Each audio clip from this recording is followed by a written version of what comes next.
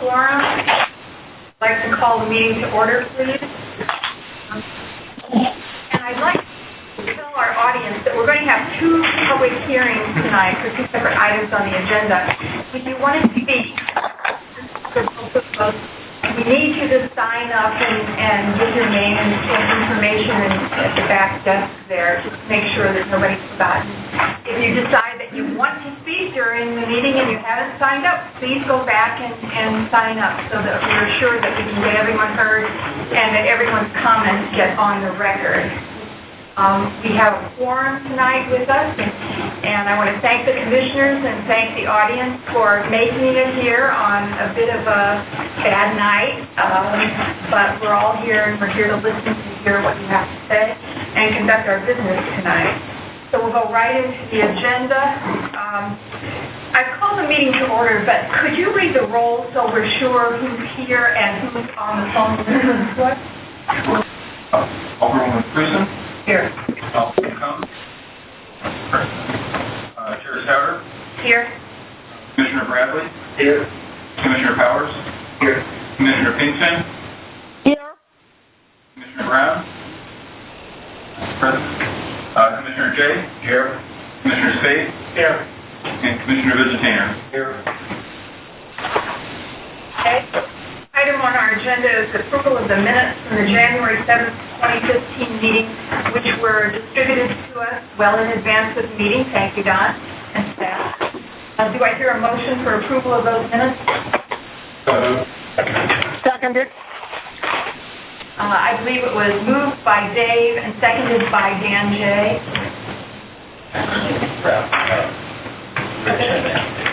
You seconded? Yeah. Rich Bradley was first, seconded. Any additions, corrections, or comments on the minutes as distributed? Could you read the roll, please?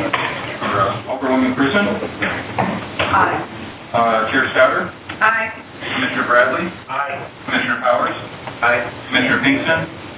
Aye. Commissioner Jay. Aye. Commissioner Spade. Aye. Commissioner Visitainer. Aye. And the motion passes with all voting yes. Thank you. We'll get right into the meat of our meeting, and at first we're going to have an informational item, a presentation for the commission and for the people who are attending tonight in the audience. Don, do you want to introduce? I just want to say a couple introductory remarks in that the informational item, which is the Executive Director of St. Louis Development Corporation and LCRA, Otis Williams, will make. It's informational that's common to all of our 5 items tonight. So we thought to have just that primer would be helpful to everybody. And so it will be given by Otis. It's talking about the redevelopment area, which is the area that we're working on and making some recommended changes to plans that are in our purview tonight, and then later taking off our Chapter 99 redevelopment. It is also an area that is of interest to the National Geospatial Agency, and that is an endeavor that the state is aiding. So with that, Otis.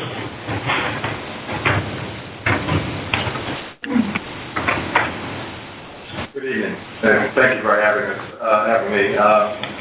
Let me also introduce Alderman Chica, who is one of the persons who area covers some of the project areas that we're talking about.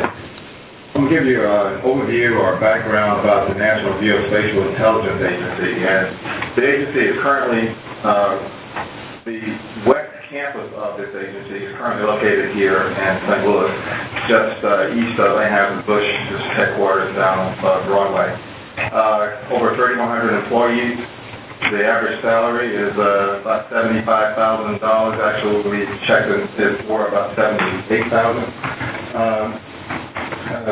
Approximately, using the $75,000 number, approximate impact to the city earnings tax base is about $2,325,000. So it's sort of a conservative number here on the impact on the earnings tax. The National Geospatial has outgrown the current facility, which dates back to the 1800s.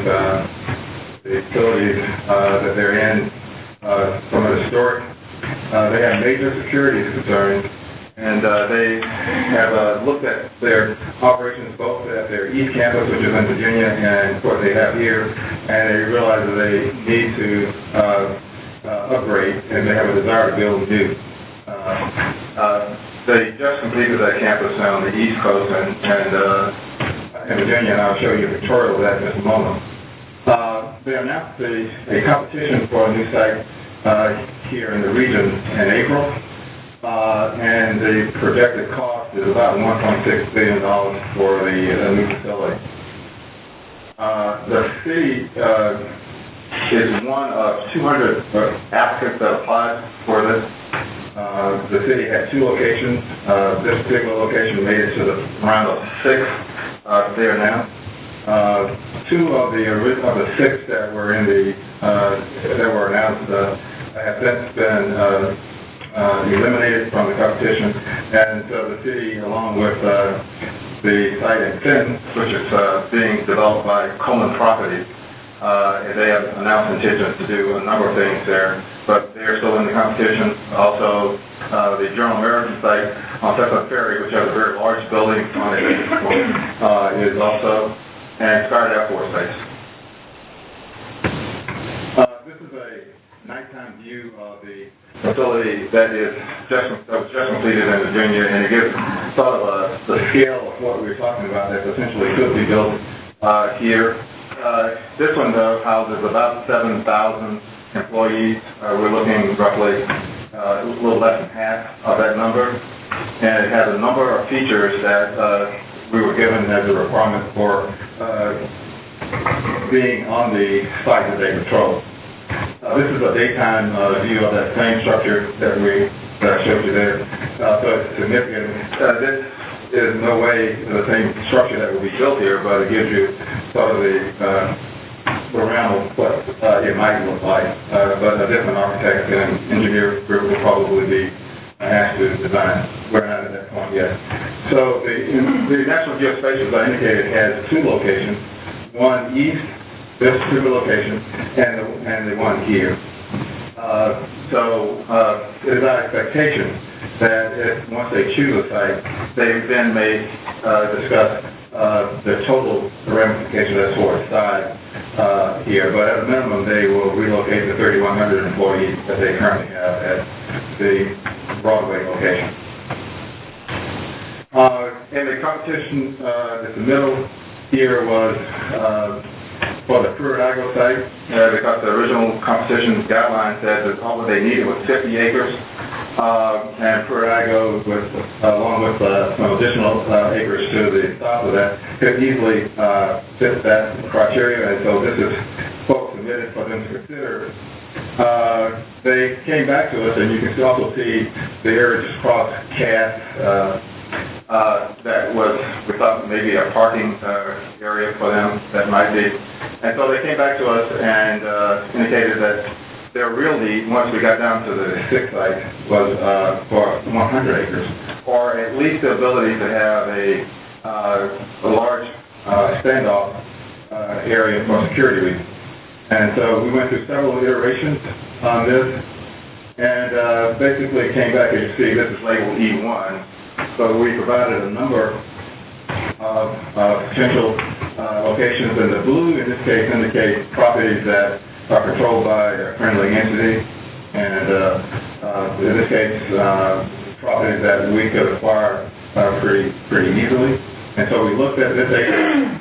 We have the Pruitt-Igoe piece to the south of Cass and the area there. So the area that is north of Cass and that's marked as E1 is 99.4 acres.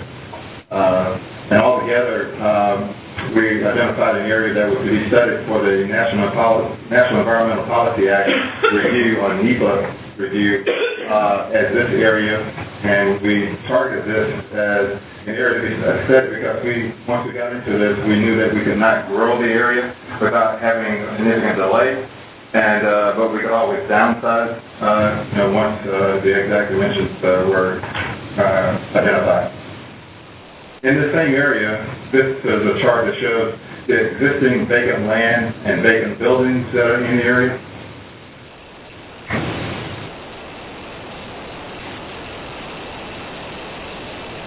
And this particular chart shows the existing building conditions that are in the area.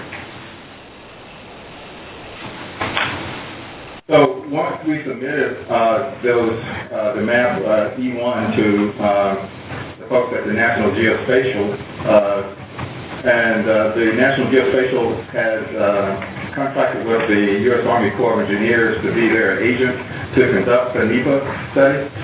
And they came back and said that all of their requirements could fit within the boundaries that we show here, and their need was for an office, for parking, and for security concerns. The dotted line basically shows an area where a structure cannot be higher than 5 stories for security reasons, and that shows a ring around the site. And so we came back with a vision that this could look like this is no way the final layout, but you could fit all of the requirements that they asked us to on this site, allow for the traffic patterns that they were asking for. This is a computer facility, 150,000 square foot facility, and this is an environmental energy center here. This is roughly about 900,000 to 1 million square feet, depending upon the design that will come out. And obviously, since we have almost 100 acres, we end up with a water runoff feature that is here as well. These are parking facilities, and that can be inside of the 500 foot standoff area, and the road that will provide for traffic patterns into the secure checkpoint on both sides of this facility. So this is what their requirement is or has stated to us.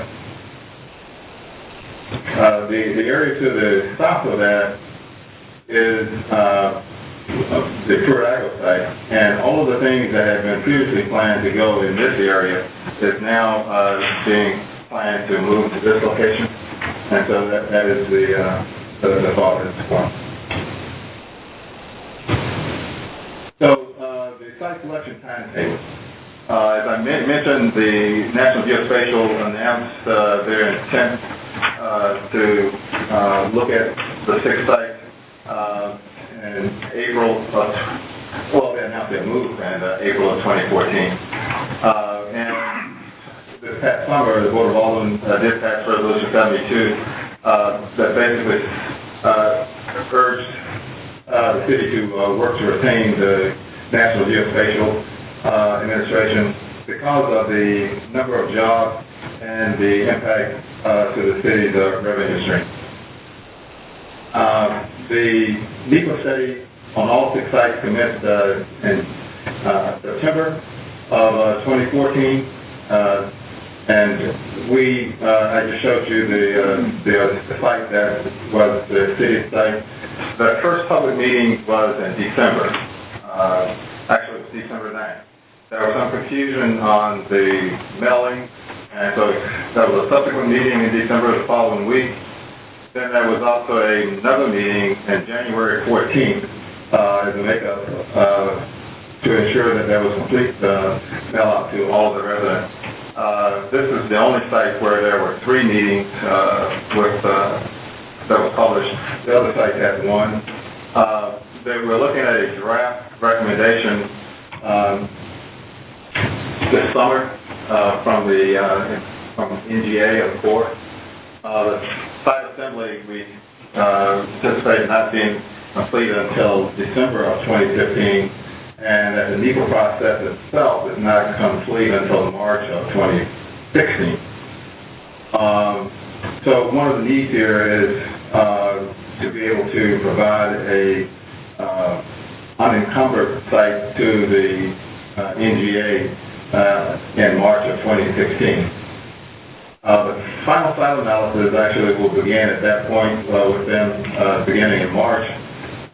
and it's actually discussion and decisions will be made between March and September. The final decision, I think there may be a preliminary, we think, this summer. There is some discussion or narrowing of the field, as I say. So the final size analysis, as I indicated, will begin in March, and the things that they will consider in their evaluation is the outcome of the NEPA study. And again, that was an 18-month study. It actually ends in March, and they'll look at all the features of that. And we know the kind of things that they look at there. And the other variables will be the access to the site, threat assessment. This is the data transmission, the ability to get the kind of lines in that will carry the kind of data, the quantity of data that they need, and the overall cost. As I indicated, the final site selection decision is after March of next year. And once they make that final decision, their plan is to then go for the appropriation and get the unencumbered title squared away in March of 17. The overall expectation is that if we're selected, and funds are appropriated, that the site is available 2021 timeframe. So the actions that are currently underway by SLDC and the city is LCRA is acting as the agent for assembly of the site. Currently, the Northside Regeneration developer owns 46 acres.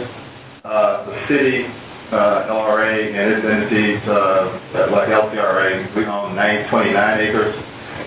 We need to acquire the remaining 25 acres. 25 acres really includes the 54 vacant land parcels, 9 vacant building parcels. There are 41 tenant-occupied residential units.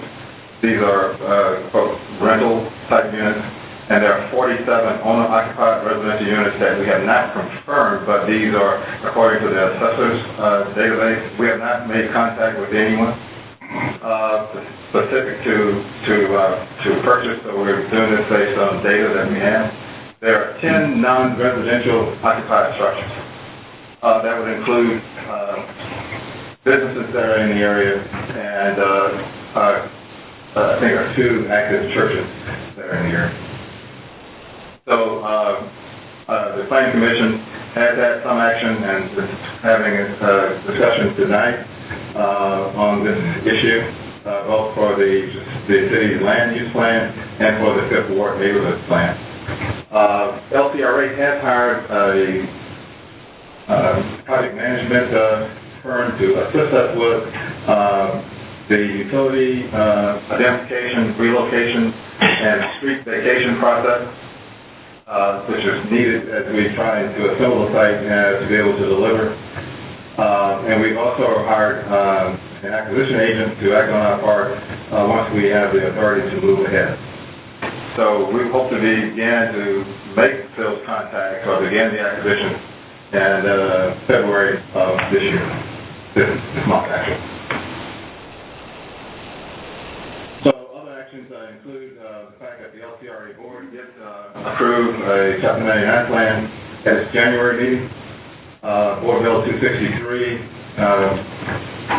is anticipated that we would have passage February 13th. It went through the HUD committee and is now going through the Board of Alderman process. It authorizes LCRA to assemble the parcel.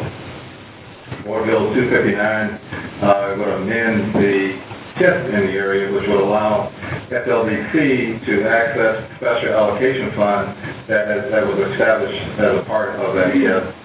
And the purpose for our use would be for the identification and coordination of the utility relocation and the vacation of the streets. Essentially, we would pay for those professionals that I identified earlier. This is revenue neutral for the city. This is just a copy of the board resolution that identifies the support from the Board of Alderman. And so with that, I'm available for questions. The purpose is, of course, to have a public meeting and get input from people in the audience tonight, but if the commissioners have any questions or need any clarification from Otis, this would be a good time to ask some questions. This is Ivy. Go ahead, Ivy. Yes, and I think Otis is aware that he will be working with the Controller's Office on the use of the TIF allocation fund, as we are also working on some other loans, to complete the acquisition of the National Geospatial site. And Otis, you're aware that we'll be working together, correct? Correct. We, in the course of coordinating within the city, we met with Ivy and the comptroller and had discussions about their plan as well. All right. So I just wanted to make sure that everyone understands. We'll be working very closely. All right. Thank you. Thanks, Ivy. Any other questions or comments? Do we know what future program items are going to be moving then to the Pruitt-Igoe site? As I mentioned, the other items that the development planned to for the area where this site is now, it includes the health. I forget Healthcare Village. Healthcare Village, and so as you remember, the state has authorized certificate of need for a 3-bed facility. But it was authorized for the area that was basically in the middle of the site that's being proposed. They're going back to the state to get the address change and allow it to be moved to that area, but then there are some envisioned some adjacent clinics that would be involved in that as well. We are only authorized to use the southern edge of the Pruitt-Igoe site until there's a final decision made on the site totally by NGA and the Corps of Engineers, just in case we need to move a little bit south into Cass Avenue or move Cass Avenue just a little bit south. So the southern edge of the Pruitt-Igoe site is available for redevelopment. Yeah, it seems like the city's in a position where they have to take pretty drastic and significant measures to control the site, and on the contingent possibility of this occurring. Does that include displacing residents? What our requirement is to the NGA is to have full control on the dates that I've identified.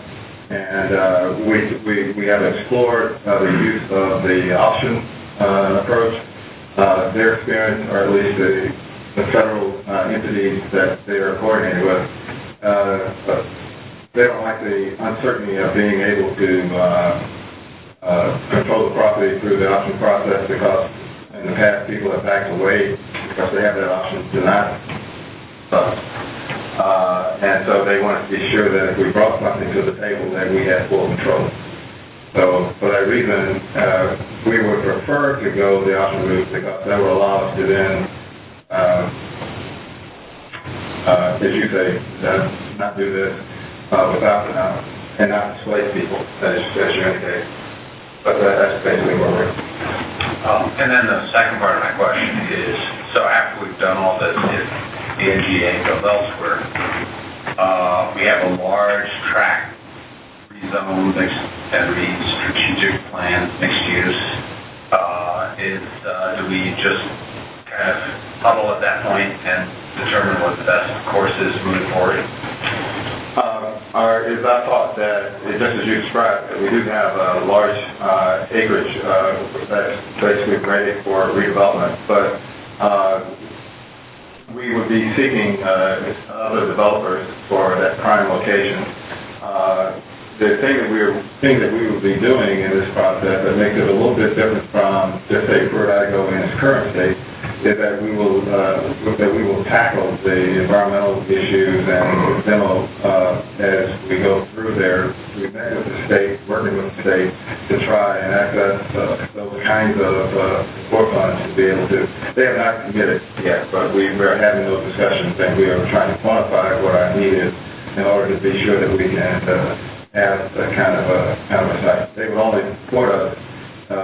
They understand, that our goal and our number one priority for the city is to develop the site for NGA to retain those jobs. And their thought is that we are the incumbent city and that they will do everything they can to ensure that we do. And once we, the city, if we are not the selected one, they will then move to the other Missouri sites. Obviously, the folks in Illinois are all in for that one site that they have, and as evidenced by their meeting attendance and involvement. So we're doing everything that we can to be sure that we have a site that is available, unencumbered, that will meet their needs to retain the job.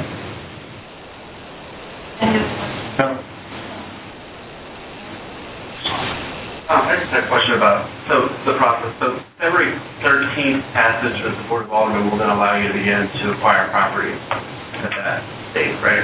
Correct. So actually, we could start now, yeah. but we are waiting until we get the official nod.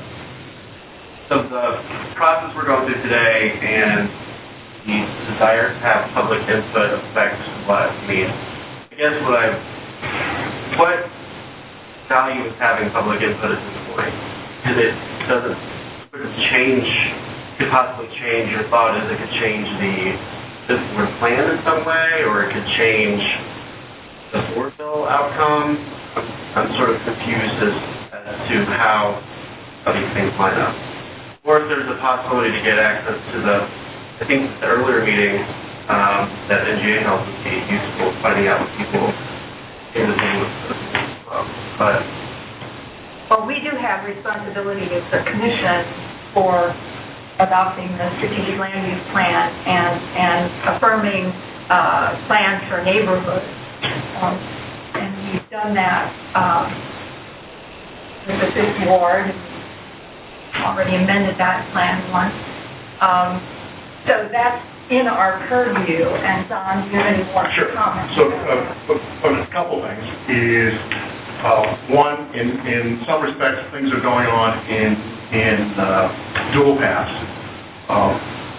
The LCRA is the authority that creates Chapter 99s, and so Otis, as the Executive Director of Chapter 99 of the LCRA, is here tonight in really two capacities.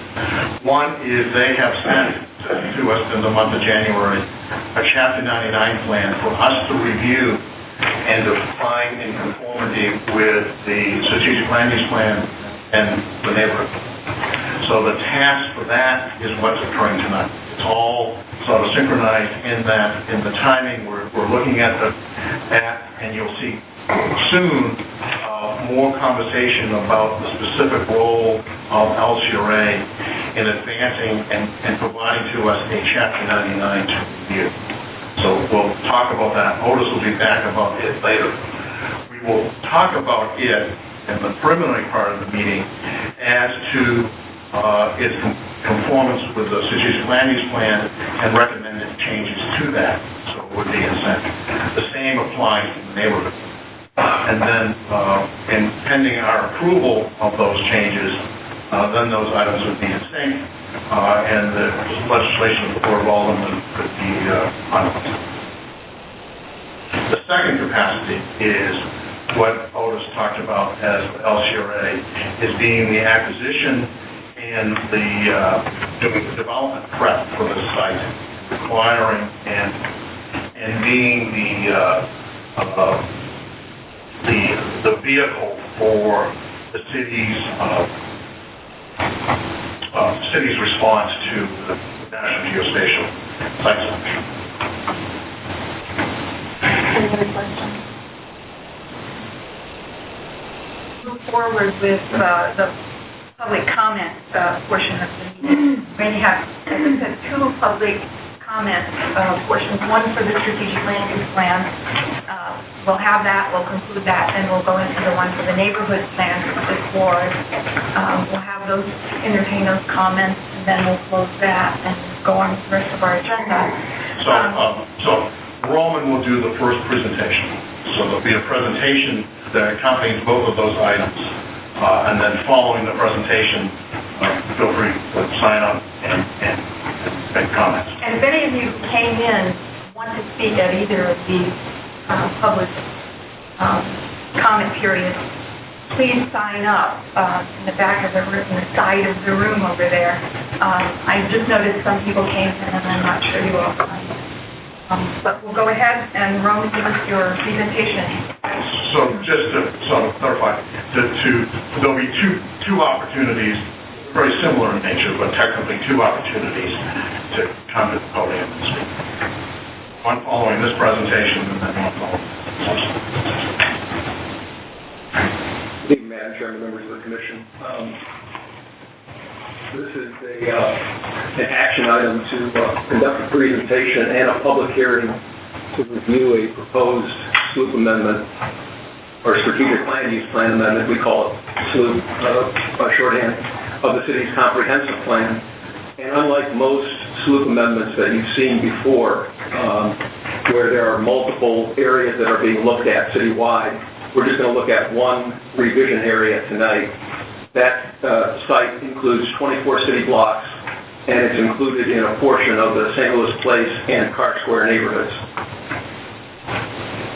By way of background, the last amendment that the Planning Commission reviewed was back about a year or so ago in March of 2014. Tonight, I'll make a presentation about the SLUP amendment. The Planning Commission will then conduct its public hearing and ultimately take a vote on the particular SLUP amendment. The public comment and review period opened up about 3 weeks or so ago and ends tonight with tonight's Planning Commission meeting. Public notice ads were placed in the January 13 issues of the City Journal, which is the city's publication, and the St. Louis Daily Record, which is a legal newspaper. Exhibit A of your Planning Commission resolution provided some background information and a rationale for the SLUP amendment. It's available on the PDA website, has been there since January 13th, and there are also some handouts at the desk at tonight's meeting that are available to everybody. The SLUP amendment was triggered by the initiation of a lighting study and redevelopment plan for the Cass, Jefferson, Parnell, Montgomery, North 22nd Street redevelopment area. This is a 142-acre site that's located in the two neighborhoods I mentioned, St. Louis Place and Carr Square. It's located a bit northwest of downtown and in the heart of the North Side Regeneration Area TIP District. It consists of 106 acres of land that's split up into 554 parcels of land, and an additional 36 acres of right-of-way along the streets and alleys. The majority of the redevelopment area is vacant land, although there are other land uses included within the redevelopment area, including industrial, residential, commercial, and institutional. In addition, the majority of the redevelopment area's buildings require major repair, and many of them are vacant. The redevelopment plan's general objectives are to eliminate the blight within the redevelopment area and also to facilitate the redevelopment of the area into productive institutional, commercial, and/or residential uses. More specifically, as Otis mentioned, the objective is to facilitate the long-term development of the area and as a site for a new facility for the NGA, the National Geospatial Intelligence Agency. As I mentioned, LCRA initiated this particular redevelopment plan. There is no selected developer at this point in time, and the redevelopment plan does in fact provide for the use of eminent domain. The aerial photo on the right shows you the boundaries of the redevelopment area. It includes a portion of the former Pruitt-Hygo site and extends northward to the east-west alley located between St. Louis Avenue and Montgomery Street, and is bounded on the west by Jefferson Avenue, Parnell Street, on the west and North 22nd Street on the east. And as you can see, much of the land is vacant, although there are scattered improvements throughout the site. In terms of adjacent uses to the redevelopment area, there's St. Louis Place Park, a long linear park just to the east, St. Stanislaus Church, also located to the east, Gateway Middle School to the south, Fire Department headquarters, and Sensient Colors, a large industrial concern. We have some maps that were provided to us by a lighting study that was prepared by Development Strategies, and of the 106 acres of land in the redevelopment area, you can see that 82 and a half of those acres consist of vacant land. Those are shown in the green color. Residential uses are shown in various shades of yellow. They're primarily located in the northern portion of the redevelopment area, and they comprise about 6 acres of the redevelopment area. There's only a handful of commercial uses shown in red, a few institutional uses, that make up about 3.5 acres, and a couple of industrial properties that make up about 7 acres of land. And I don't think you can make it out, but this map also shows vacant buildings in the area. Any property that has a blue circle with the letter V on it indicates vacant buildings on the property. To give you a better sense as to what's actually within the redevelopment area, these are some aerial photos that give you a better sense of this. On the left is a completely vacant city block showing the 2,300 blocks of Montgomery Street and Warren Street. On the right are 7 vacant single-family homes that are located on the 2,500 blocks of Warren and Benton. To the left are some multifamily buildings that are attractive historically, although you can see that they're in bad shape, particularly from above when you check out the roofs. On the right is a relatively intact block face of mostly occupied single-family homes that's located in the 2,500 block of Montgomery Street. In terms of industrial uses in the area, on the left is a series of vacant warehouse buildings in the 2,500 block of Montgomery. On the right is Faultless Healthcare Linen, which appears to be a successful business in the area that opened up 3 or 4 years or so ago. And in terms of institutional uses, on the left is Grace Hill Head Start, located on 22nd Street, and on the right is the Rema Church, located on Cass Avenue, I believe, located there about a decade or so ago. Lastly, industrial, or in terms of the adjacent properties, we have Sensient Colors and the Fire Department, both located along Jefferson. To the south of the Pruitt-Igoe site is Gateway Middle School, a recently built complex, and to the east of the Pruitt-Igoe complex is St. Stanislaus Church. This is a map showing the existing strategic land use plan for the area, and as you can see, the redevelopment area includes 5 different categories within it, including the neighborhood preservation area, which basically, that's shown in the light yellow, which basically calls for infill residential development. Neighborhood development area, shown in the orange color, makes up most of the redevelopment area. That calls for large-scale residential development. We also have some recreation and open space located along 22nd Street. Some institutional uses located primarily along Cass, and opportunity area, which includes a portion of the former Pruitt-Igoe site and some properties located along Jefferson Avenue. And this is the category that we believe would probably be the best SLUP category for the entire area. And what I'd like to do is just to read to you the definition of opportunity area as it's listed in the strategic land use plan. The OA category is defined as key underutilized locations where the use of the land is in transition. Location and site characteristics of these areas offer particular challenges and opportunities that could be advantageous to a range of development activity. This designation is intended to be flexible, and specific development proposals will be entertained as they present themselves. So SLOOP Amendment number 12, which we're proposing tonight, proposes changing 4 of those strategic land use categories that I mentioned to the 5th category, that being the opportunity area. That designation would reflect both the existing character of the site in terms of the fact that it's in transition and it's underutilized, and it would also provide the needed flexibility for other proposed development projects or other proposed uses if, in fact, the city was unsuccessful in being able to attract the NGA facility to it. And the table at the bottom of the slide basically summarizes the proposed amendment.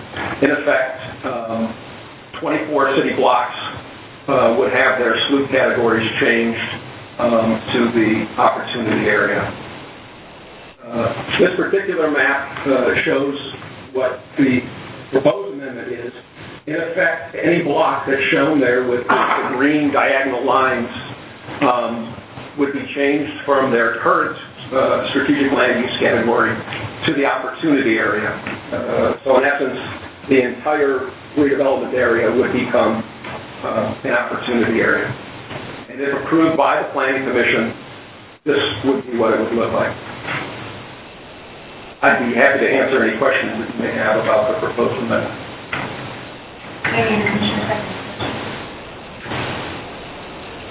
We'll also take it up as a resolution as item number 6.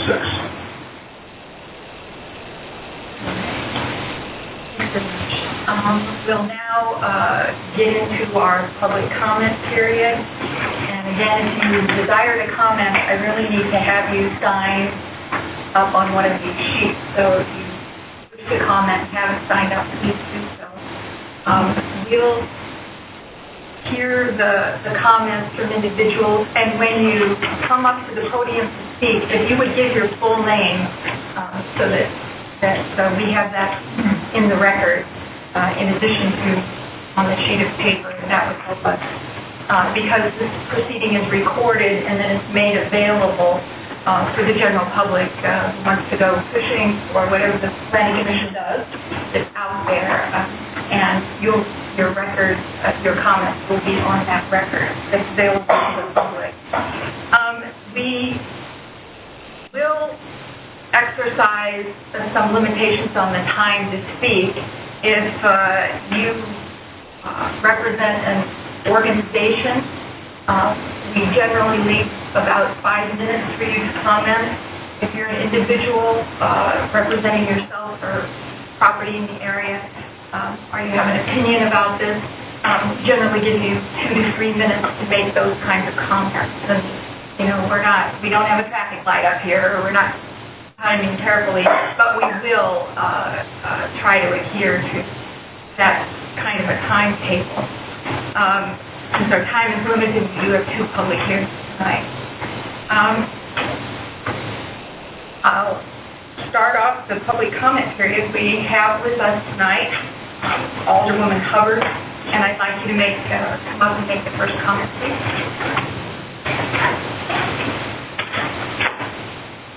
Thank you, members of the commission. I'm here in support of these amendments to the strategic land use plan. First, I'll just give some background information on the area in question. We're looking at an area that has experienced 60 years of disinvestment. 83.8% of the property in the area is vacant. 138 buildings still remain in the area, 60% of which are dilapidated or in need of major repair. Of those 424 parcels in the area, 80% have poor site conditions.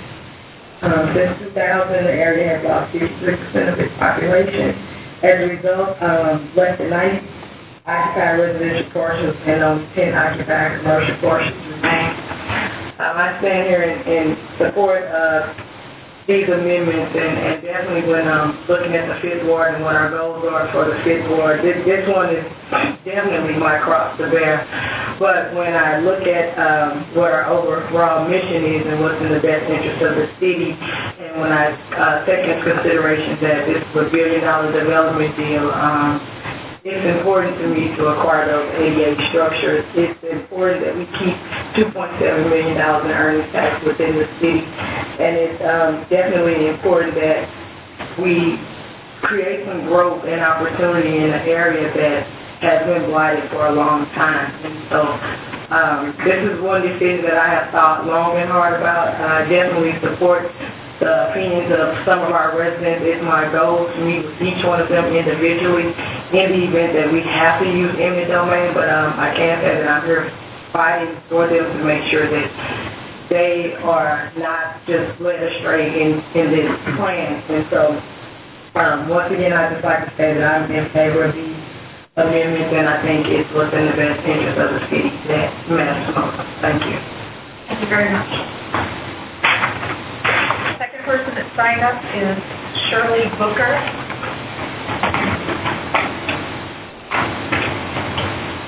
Shirley, could you just restate your name and where you live? My name is Shirley Booker. I live right in the targeted area.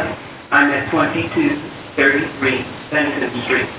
I have been in my home for 39 years, but I've been a resident of that particular neighborhood, living right behind where I am now. I was there for about 20 years. So this is my life. This is what I'm interested in, and this is where I want to remain. I am against the amendment, but not the complete thing. I know that we need some development in the neighborhood. I'm all for that, but I am completely against displacing the residents of the neighborhood. Most of them are older people like myself, and picking up and trying to move somewhere else is out of the question. When I went around yesterday, I looked at some of my neighbors, and it would be very, very difficult for them to start off new. And I know that doesn't make a difference to some of you because you're looking at the dollar amount. I, too, am concerned about the city and what's happening, but the city also has to be concerned about us. But looks like it's already been put in stone from what I'm seeing here. You've made up your mind what's going to happen, and it's really up to us to decide what we're going to do as a result of this. I'm really troubled because we have invested so much time in the neighborhood, and it looks like that time means nothing. All you're worried about is black recertification, changing things completely. I know change is necessary, but I feel that the land that they need is way too much for the site or the place that wants to move there, the NGA. I think that is way too much land for them. I think you can build around those people who want to remain, and I wish you would reconsider some of the thoughts that are put into the plan. Thank you. Thank you, Ms. Booker. Thank you. Virginia Drewy. Virginia, if you could just state your name for the record and where you live. I don't think I did that. My name is Virginia Drewy. I live on the eastern side of the neighborhood. I'm not in the affected area. I have questions. I don't know if they can all be answered. If they can't, I'll take my most important question for last. Mr. Williams, when you spoke, did I understand you were suggesting that the city could obtain options on all of this property and not exercise them until there's an NGA decision? If there's a yes or no? No, we know. Okay, thanks. It's a lovely idea. I just wanted to know. Also, at the HUD hearing, I heard, this is just, I think, for other people to hear. At the HUD committee hearing, you mentioned moving houses, and I don't know how many residents are aware of that as an option, but I thought it might make a difference to people. Then the question is that it seems to me the city needs to know, and I presume someone knows, what are you figuring it will cost to prepare this land for NGA in terms of acquiring properties, moving people, moving streets, all that sort of stuff? I've never heard anything about NGA paying for this property. I assume they would. Is that what you mean when you talk about revenue neutral? I'm not sure. But my really big question is, I know that Northside Regeneration owns a good bit of this land. How much did they pay the city for it? Is that the exact amount they'll be paid to reacquire it? And after this is all empty and NGA is elsewhere, will there be a really public, really invited opportunity for people left in the area to talk about how it will be used, or does it just get handed over to Northside Regeneration? Those are my questions. Thanks. Do you want to briefly address that? And we may have questions later. Sure. There was, she mentioned the HUD committee. It is our intent to work with each of the property owners to address whatever their concerns are, and if there is an opportunity to move a home to satisfy the individual, we will look at that as well. We will work very closely with each one of the property owners. That's our goal. Is NGA paying for this? To acquire. Okay, the cost to acquire, this is, our estimate is in the $10 to $15 million range to get it done. We're working with bank facilities to make that happen. And so that's as far as what will NGA pay, they will. Because it is the federal government, they're required to do a fair market appraisal, and that is the minimum amount, or at least the starting point for our discussion with them. I believe, was there another one? How much did Northside Regeneration pay for the properties they hold in the area? How much will they be paid to reacquire them? Okay, I don't know the exact number on that one. I can get to that, but they did acquire some of those properties on their own. They did buy properties from the city as well. So there's a big bag there for what they did.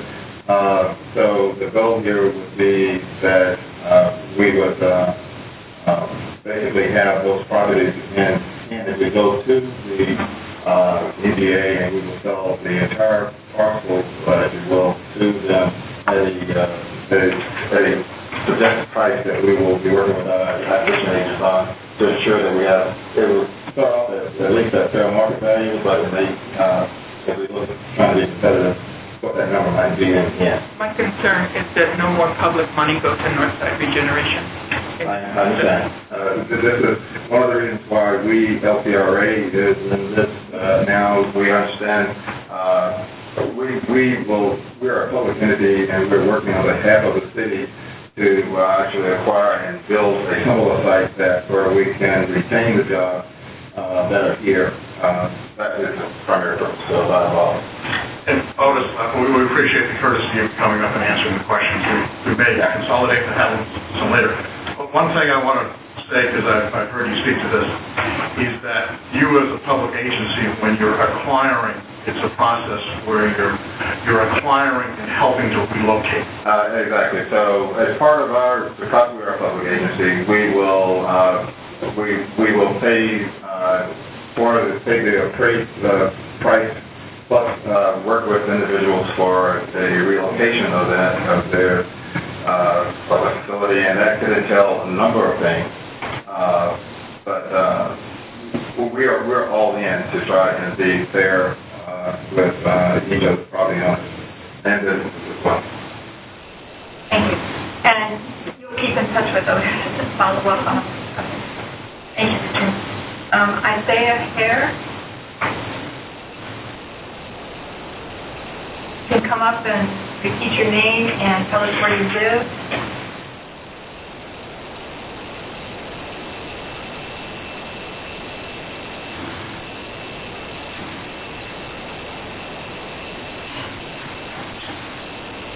My name is Isaiah Hare, and I've been a resident in this area for approximately 20 years. The point that I've always been making is that we the people are not used for anything but to runs out of our neighborhood. Well, we have established over the years, right, to stay where we're at. But in the process, if we go back and look at the map, in 1995, that same strategic land was about a golf course. These people areas was under that thing there again. Now it's for this GO. That's all good and fine. We always want to do development in the community. But in the way that we wanted to be partners, not just one of our neighborhoods. I listened to an elected official that says, I'm more concerned about saving jobs than I am about saving my community. That tells me that we're useless. And being useless means that I value your vote, but I don't want to do nothing for you. That's a shame. You see, when you grow up in a neighborhood that's been infested the way it has, we got North St. Louis was the engine of the city of St. Louis. We can sit here tonight and say, well, we proposed a multi-million-dollar stadium, $51 million to be exact. That $51 million to take care of every household in the 3rd Ward and 5th Ward. It could be upgraded, but we don't talk about upgrading our communities because we're interested in saving just a few dollars to make somebody else happy. But what about us? What about the people that have sweated, that have lost their jobs in that community, schools, businesses that walked away? How do we reinvest and bring business back into the community of St. Louis without upgrading or losing any other people that's been here the longest? I'm a senior citizen. I don't really have a problem with moving, but if that got to be the case, then my case would be $500,000 before you move me. Thank you, sir. That's the last actual paper I have. If there's anyone else who wants to make a comment. People signed up for the fifth floor. For the fifth floor plan. Yeah, we'll get into that. Is there anyone that wants, could you fill out a sheet for us, please?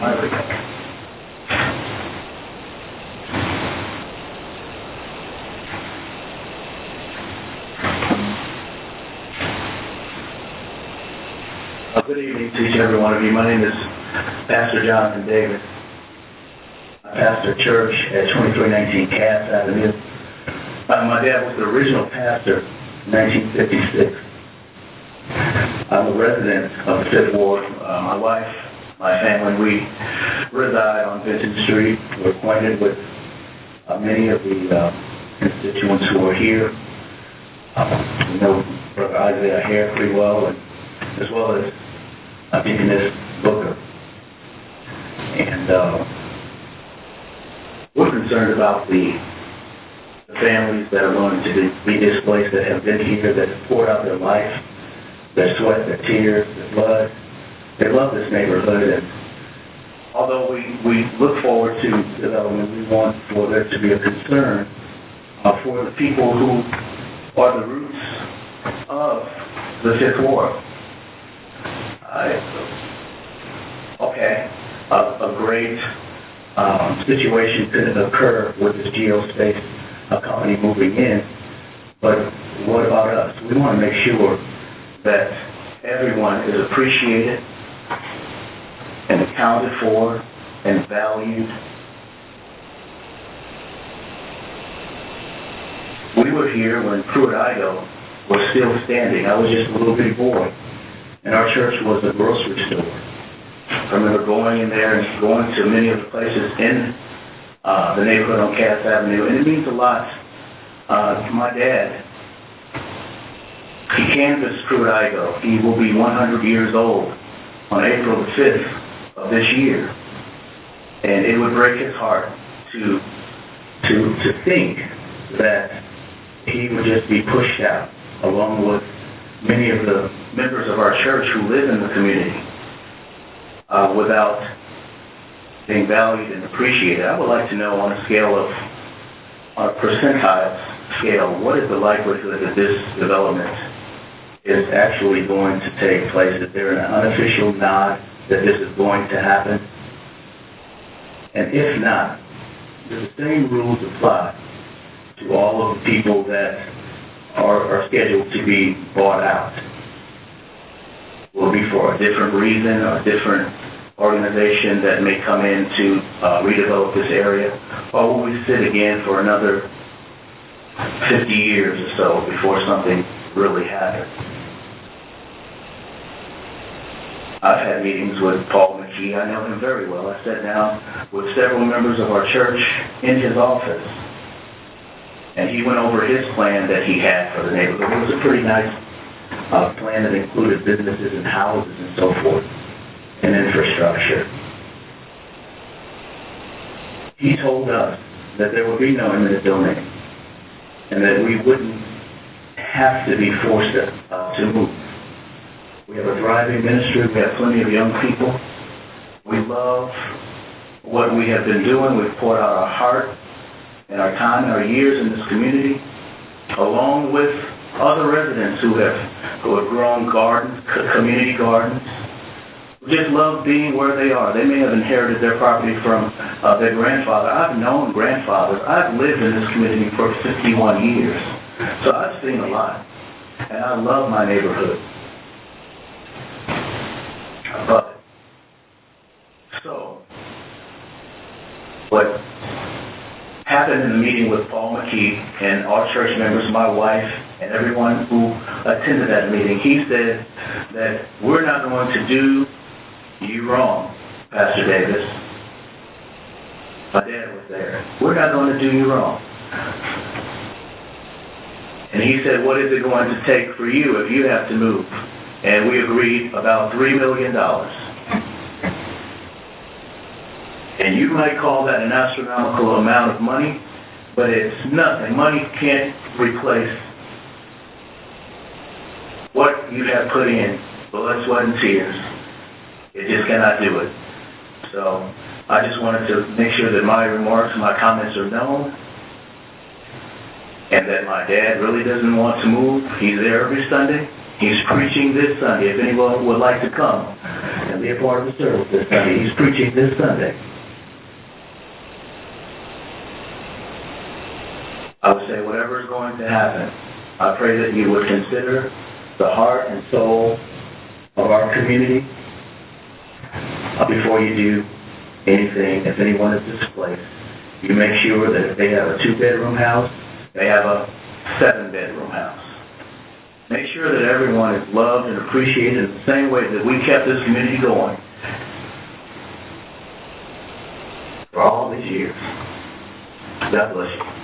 Thank you, Pastor Davis. I don't think any of us, Mr. Williams included, could possibly say what's going to happen with this relocation. And it was an opportunity that presented itself when the federal government decided to move the facility from its current location to a possibility of a site that the city of St. Louis could put together for them to keep these 3,100 jobs in our city. I do have another comment. Yes. Pastor, could you tell us your church and the location again? True Grace Missionary Baptist Church, 2319 Cass Avenue. Mr. James Minor, would you come and state your name and where you live? James Minor, 1829 North 18th Street on the east side of St. Louis Place neighborhood.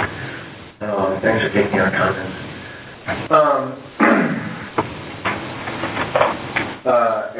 I gotta admit, there's a lot of emotion for people that live in the St. Louis Place neighborhood.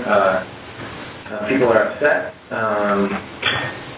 hearing about this, and it's upsetting to see, a group of people really calm, getting to make decisions over where we live, and, getting to change what our neighborhood looks like. And I've heard people say things like, would people be so casually voting on this if it was your neighborhood, if it was right down the street from you, if it was your home that was getting eliminated? And I heard someone say that in that fancy presentation that the goal was to eliminate blight and redevelop the area. But I don't agree. I don't think that's the goal, because this isn't really development that'll develop the area. All these people have jobs. They're already working in the GSA over by Anheuser-Busch. Now they're just going to drive into our neighborhood. I actually know someone that works there. And it doesn't seem like it's really going to develop housing or small businesses, which is the kind of development that people in our neighborhood want. And I wonder a lot about racism, and I feel really nervous. But I know that there's 2 thriving black churches in that area, and I wonder if there was 2 thriving white churches or Catholic churches, if the uproar over the idea of just eminent domaining this whole area wouldn't be a little stronger. And I'm disappointed in Ms. Hubbard, because I've also spoken to a lot of the neighbors, and I think most older people would want to increase the number of people that live in their area, not just put a large business. And I know that drawing that Mr. Williams put up was just their own sketch, not the actual design, but it had room for a lake. And I wonder if Ms. Shirley has to be moved so that there can be like a little pond or lake in this area. I appreciate that the city originally said we're going to put them in the Pruitt-Igoe area, because that makes sense to me, because that area is not used. And I wonder why we bowed down so quickly when they said, hey, well, can we have this 100 acres where some of your city residents are located? Why don't we push back harder with the Pruitt-Igoe space, or that area where they want to build a dome, which was mentioned? There's blighted area where people aren't living in other parts of the city. So, I ask that you not approve this amendment or the next one, and force the city to be more creative, and say we want the NGA, and we'd like to keep those jobs, and we want development in this area, but we want it done in a way that respects the people of the area. Thank you.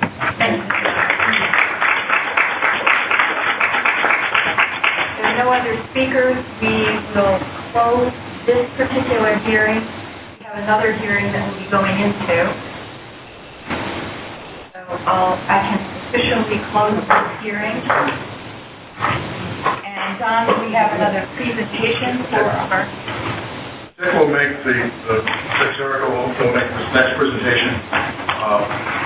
Members of the commission, there are handouts of some comments that came from printed materials, faxes, emails that you've had. At the conclusion of Dick's and the next public comment, when you close that one, we'll go and check and make sure that with the inclement weather, if anybody has also sent things in during our meeting. And if I remember right, the written comments, I think one pertains to the report and the other one more general. We are unclear. We signed up to speak, and we are unclear about what the difference is between what's now ending and when we are going to be allowed to speak. The commission has purview over the strategic land use plan for the city, and what this first consideration was an amendment to that strategic land use plan that would allow this to move forward. Now we're going to go into that portion of our meeting which considers the amendment to the 5th Ward neighborhood plan, and many of you have signed up to speak for that too. So that's what we'll be doing now. And we're going to have a staff presentation on that element. Thank you. First. And the geography is the same. Yes. It's 2 documents. Here, I have a handful here, and we'll make sure that you're in this. And in fact, I have to tell you, we cleared everything else off the agenda really tonight to be able to address all these things at one time and hear everybody and not put everybody out. But it turns out that the weather was bad, so we put you all out anyway. And again, we thank you for coming tonight. We appreciate that. Go ahead. Good evening, Madam Chairman, Planning Commissioners. This is an amendment number 2 to the plan for the neighborhoods of the Fifth Ward, or I'll just call it briefly the Fifth Ward Plan. It was adopted in March of 2002, and the plan includes 4 neighborhoods in their entirety: St. Louis Place, Carr Square, which are the 2 neighborhoods about area, Columbus Square, and Old North St. Louis, as well as portions of 4 more neighborhoods in the Fifth Ward Plan. Amendment number 1 was back in 2004, and that was involved with facilitating multifamily senior housing, part of St. Louis Place neighborhood. Similar to the program when Roman did his presentation, I will be presenting a staff presentation. The Planning Commission will have the public hearing, and the Slater's item for voting on Amendment 2. And this was, public notice appeared in City Journal and the Daily Record. Comment period was from that date of that advertisement on January 13th until this evening. And the materials that we handed out to people as they came in, those were available on the website. Some people have seen them. And of course, it's attached to your resolution. One of the things we do in looking at the neighborhood plan is see that it agrees with the strategic land use plan. Well, that's the presentation that Roman just made, and obviously that would both occur first, and if that occurs, the area will be an opportunity area on the strategic land use plan, and then the change in the neighborhood plan which conforms with that. This is a map of the entire Fifth Ward, and the proposed map area, this is the portion north of Cass, and this is the old Rhode Island site south of Cass. The neighborhood plan has 14 proposed neighborhood categories. 7 of those are within the development area. The largest area, the kind of a large white area here, is proposed large land use. Then it says parentheses for further study. This is kind of an unusual category. I think when we saw the changes to the Lafayette Square plan last year, longer ago, there was an area that they didn't know what was going to happen there, and so they had alternatives. This area, this plan specifically calls for later study and action by the Planning Commission. The other areas are industrial along Jefferson, and as Roman mentioned, residential in Parnell, and then there's different areas of institutional churches, parks and recreation proposed along Cass Avenue. The southern part is currently mixed use, is the proposed land use, and you'll see that there's one little area that's an Ameren UE substation that's in the middle of it, and that's under the utility category. Mentioned the proposed large land use area. This was a result of a lack of consensus as to what was proposed for the land use, what should go there, and the decision was made to call for in-depth study later. And I think one gentleman mentioned the golf course plan. That was one of the several plans under consideration, and I don't think there was ever consensus on one particular plan. And so we ended up this category that's rather vague and large-scale area. The plan, though, did recommend that the proposed land use for this large large land use area. A subsequent revision to this plan, either Chapter 99 or Chapter 100 or Chapter 353 process we use, or possibly a community unit plan for the large area, or planned unit development, which are usually smaller areas. And it also states in the Fifth Ward plan that all of these will be subject to future review and determination by the planning commission. They were suggesting that when there's more definite plans, such as the Chapter 99 plan, that they should come to the planning commission and we should review it then. That it makes sense to look at something specific land use there.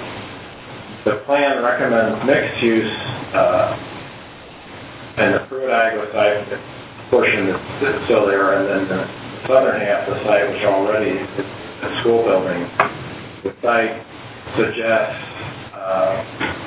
having an area with a mix of uses, churches, institutions, open space on the whole Pruitt-Igoe site, and linking this campus-like atmosphere to facilities to the north, east, and west. And so this could suggest that this mixed use should relate to the area that's north of it also, and to the school to the south, and to the church to the east. Amendment 2, which is detailed in the table, proposes going from 6 of the 7 proposed land uses to just mixed use for the entire redevelopment area. And one of the reasons is that the proposed redevelopment plan, they propose institutional, commercial, and/or residential. And that's because the intent there is to cover the NGA facility, but also other possible. So they're saying that there's possibilities of residential, commercial, or institutional uses. And staff feels that the mixed use is one of the 14 land use categories that makes sense, that it would fit under both if the development of the facility goes ahead, or if other proposals are proposed under the Chapter 99 plan. This is the Fifth Ward plan, proposed land use, and this insert here is the area that would be changed. So it's already mixed use except for the Ameren UE substation. That would change to mixed use. And then there's the northern area would also change to mixed use. So that the whole redevelopment area would be mixed use. It's called the neighborhood of the Fifth Ward. So there's also plans for each neighborhood.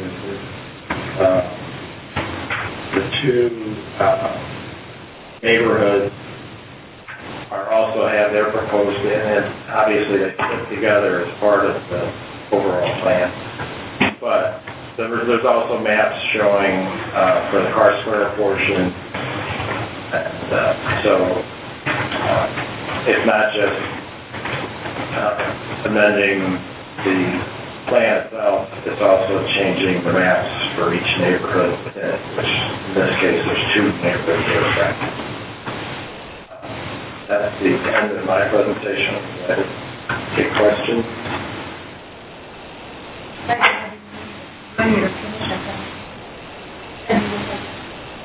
I guess I have a question, but it's probably not land use.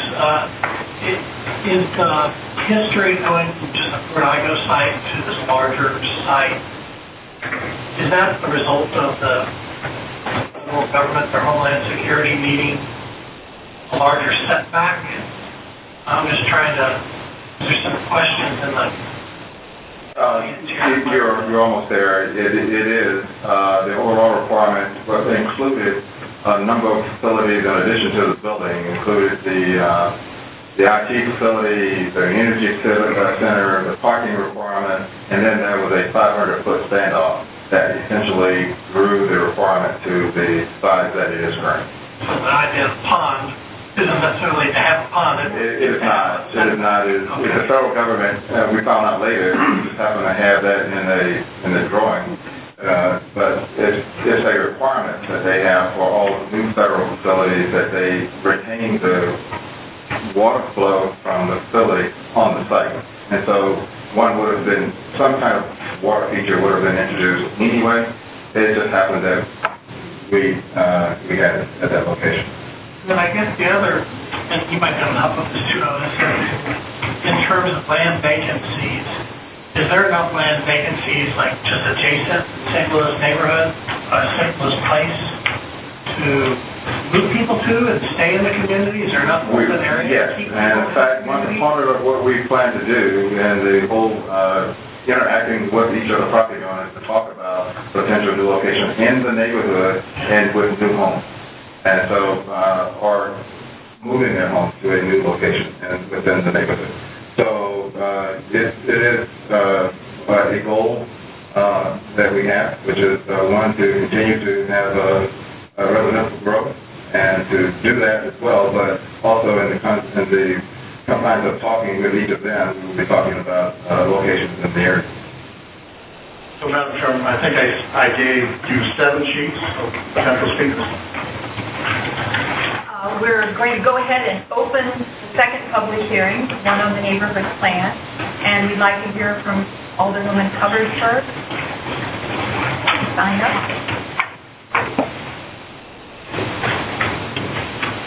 Thank you. I'd just like to stand up and lend my support to the amendment of the Fifth Ward plan for mixed use. I just can't stand before you all and not address some of the things that have been said here, and I feel some type of way about it because I don't know if we haven't done our part as a city to better educate people that this will directly affect. And when I hear people stand up and spew misinformation, it's kind of upsetting, and it definitely strikes a nerve when people invoke race into this. And clearly, if you know my background and if you know that my family has been in this neighborhood, actually the Cartwright neighborhood, residents of Cartwright since 1943, then you would know that we're trying to move and do what's in the best interest of everybody. And I'm glad that Otis mentioned it, and I don't know if some of these conversations hasn't came out yet because there are some legal ramifications where they can't discuss certain things at certain times, but the overall goal is to make sure that we don't displace anybody. It's my mission, and I've even talked to NSR or whomever to, do everything we can to make sure that people can reside within their same neighborhood.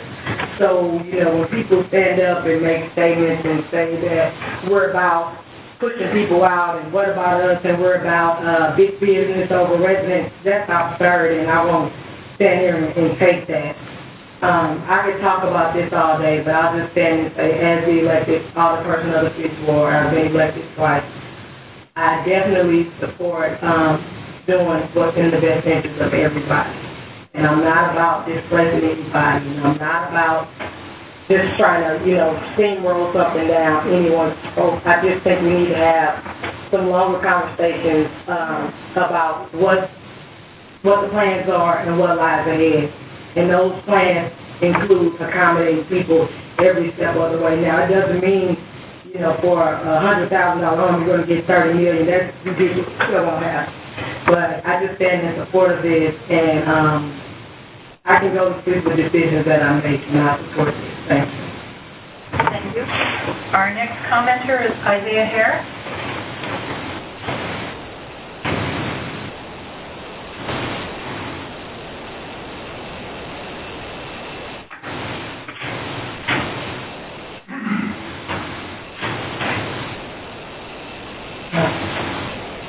Once again, let me say my name is Isaiah Harris. I originally did live in the Fifth Ward before the redistricting. I no longer live in that, but what affects the Fifth Ward also affects the Third Ward. we bound by each other. We are taxpayers here in the city of St. Louis. And our tax dollars should represent us as a whole. Now, if we look at the whole thing, this has been a fifth ward plan back in 1999. We had over 20 meetings, or 25 meetings, to have the same input of what we want in our community. And now we bring it up on the board, but it's not us that's being planned to stay there. It's just heartening to say that when you leave here tonight, your vote will be in favor for these amendments because you'll be looking at moving the city forward. But the city won't be moving forward because it's displacing human beings. We're being hurt.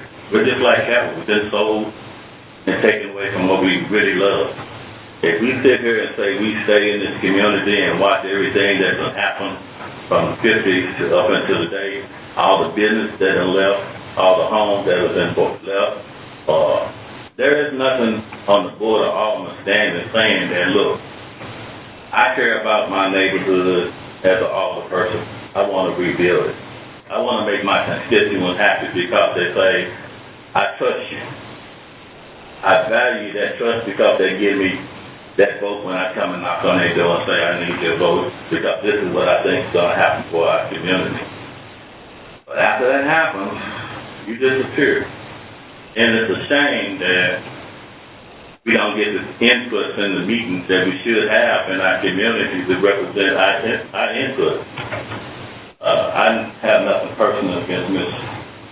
Hubbard, but it's the act of the whole entire body, 28 arms. You're supposed to work in conjunction with saving the city and helping the city, whether it's on the north side, south side, east or west. It's about bringing the city together on a whole.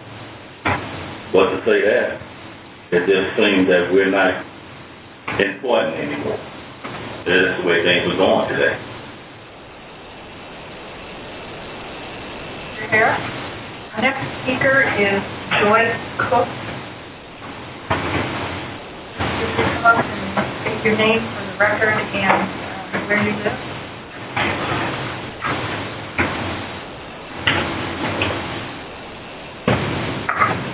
My name is Joyce Cook, and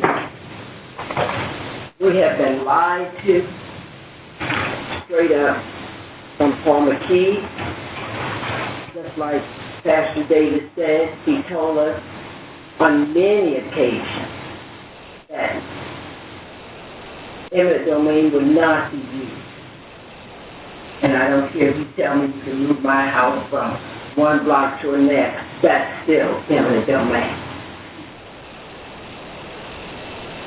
We should not have to pay for this city sitting on their butt, not coming in here and redeveloping this area a little at a time. Because this is a vast amount of land, and it is. And it should have been developed a little at a time. This man is not my savior. I will not bow down to him. He is not the savior of St. Louis. I heard this gentleman say it would be easy to move the people out. You can move our bodies, but our hearts will still be there. They said that they wanted this in the beginning, was talking about coming in here and doing infrastructure. And was saying you're not going to build homes. And all of a sudden, a couple of weeks ago, we found out that they want to bring in the NGA. We have been going and meeting, and this just slid up under the table. Mr. McKee will grab any dollar shaken because no one has been trying to get on board with it, and that's why he wanted to bring this NGA stuff in here. A few months ago, they were talking about putting some kind of medical center. It's just anybody who will shake a dollar at this man is what he's going to go after. We have no guarantee that the NGA will come on this land. No guarantee. That's in God's hands. We don't know about it. The He's gonna run us out of our homes, and it may not even happen. And then who's going to get the land that we've been sitting on, and we've been paying our tax dollars on? Paul McKee, that's a slap in the face to all of us. He doesn't even live in this city. He doesn't care about this city. He cares about the bottom line, how fat his pockets can get. And that's what some of our older people are looking at. They're not looking at people, they're looking at dollars. We may not be as rich as you think we are, but my father, he owns a cattle on 1,000 hills, and he's rich. And he said if he were not hungry, he wouldn't even tell you something. We are rich, and we're rich enough to live on this land that God has given us, because God told me this is holy ground that you're going to come up and destroy. This is holy ground. I really believe this. I thought I was a nut when I thought God was talking to me. I'm telling you the truth. I really didn't believe this. Then I saw it on the front page of the St. Louis Post-Dispatch that this is holy ground. I've been trying to run this article down for a while because I was too young to even think about holding on to it. But you're coming in here doing something that is not right. We don't mind redevelopment. I'd love to see some homes in here. We could do filler homes. But you don't have to displace these people. Some of these people have some dynamite homes. St. Louis, I'm so sad that we're such a city that we don't appreciate the arts.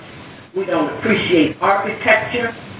Want to knock everything down. These are some magnificent buildings in this city. And we're just tearing them down one by one. Our city forefathers, I might not be white, but our city forefathers put their hearts into these buildings and put them up brick by brick, and we're selling all our bricks out of town. They put their hearts into these buildings. I tell you, I may not be white, but I love art, and I love architecture, and to keep on tearing these old ladies down, it's the wrong thing to do. It's wrong. I'm so glad they fought for the statistics building and the one up on Grand. We need people to come out and save our city. We're taking away the taste of this city. We're taking away the flavor of this city. Those little prefab houses make me ill. I'm sorry. I like to have some space over my head as short as I am. I like to walk in a big room with some marble walls in the stall, the bathroom. I love all that stuff. That's some beautiful stuff that God has given us. And that prefab stuff, you pour enough water on it, all it's going to do is fall down. We need to appreciate what the St. Louisans of the past have put up brick by brick and save these old girls. There's some magnificent buildings here, and we don't have any appreciation for it.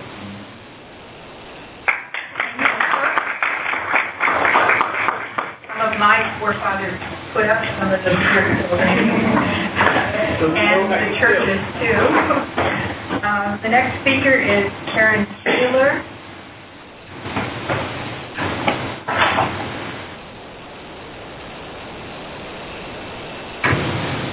Just come up and repeat your name for us, and if you represent an organization, let us know which organization. Good evening. My name is Karen Ann Taylor. I have two hats on tonight. I am a member of Brownie 9 LLC, and I'm also the daughter of the resident at 2530 North Market. I have been trying to get my head wrapped around what is transpiring. I equated my experience as the person that was standing in Tiananmen Square in front of the tank, because the system seems to be so heavily loaded in Mr. Otis Williams' favor, in the city's favor, in Paul McKee's favor, in Mayor Slay's favor, in Lacey Clay's favor, whomever is trying their best to take the land.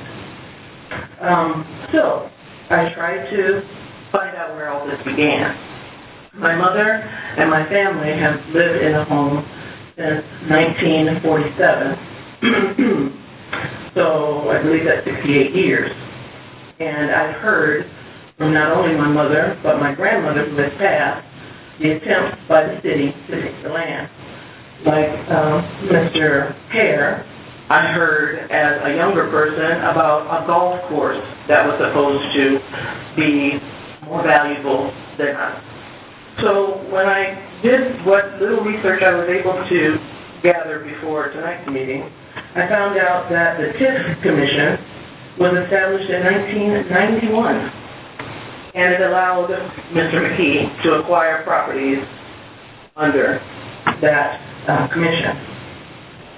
It was 8 years later when the Northside Regeneration LLC prepared a plan that would have entitled him to regenerate the area through TIF. It was 8 days later that it was amended, and I'm unclear as to what that change is. You would have to let me know what that is. But like many of the other residents, my main question to our elected officials who have said publicly that there is nothing that has been done in the area. Why has there been nothing done in the area? Why has the area been allowed to be blighted? Why have our property values been allowed to plummet so that anyone, whether it be Paul McKee or any other entity, able to come in and purchase our blood, sweat, and tears for pittance? Why is that? If you are truly our representative, if you are truly representing the people who put you in office 2 times, why is that? Why hasn't anything been happening to our ward like has happened to Alderman Bosley's ward? When we go through there, we do see rejuvenation, we see reconstruction, we see rehabbing, we see life being fed back into that neighborhood. That's what we were expecting. That's what we had been promised over and over again. But those promises, as we said, have been broken repeatedly. I said at the Alder meeting, at the committee meeting, that Pruitt-Igoe itself should be a warning and should stand as a blight against the city that you have, that this was yet another promise of affordable housing that turned into nothing but a travesty and a shameful thing. And to think that you would be able to take that situation, leave our area without any help, without any resources, without really representing the people. I keep hearing about how the city is going to be improved. What is the city? You talk about it as though it is some sort of entity when the city is us. We are the city. So as you plan for us, make sure that it is us that you are planning for. I propose that NGA is not going to choose a site where they have so many environmental issues, where they have disgruntled residents. I would put forward that this is not a viable option, but instead it is smoke and mirrors. It's what we like to put forth so that then the eminent domain can come through without Mr. McKee's hands being dirty, and yet he can still acquire the land and do with it what he please. It has been in the works since 1991. When I researched Mr. McKee, I found out that he's described online as very cunning. I also found out that he gives lots of money to both political parties because he doesn't care really about which political entity, which political party is really in. What he's concerned about is that bottom line. I am so encouraged to know that we have white allies in our area that will speak the truth of the racism that is operating in this situation as well. We know full well, those of us born and bred in St. Louis, that we have a race problem in the city. It's spans way back before Mr. McKee, myself, my grandparents. It can go all the way back to Dred Scott, if you will. And we have never, ever dealt truthfully with that fact. I, as a citizen, I, as a descendant of the Fifth Ward, am calling on you, the commission, to make a stand on truth, a stand on honor, and to really represent the city. Thank you. Next commenter is Charles Setta Taylor.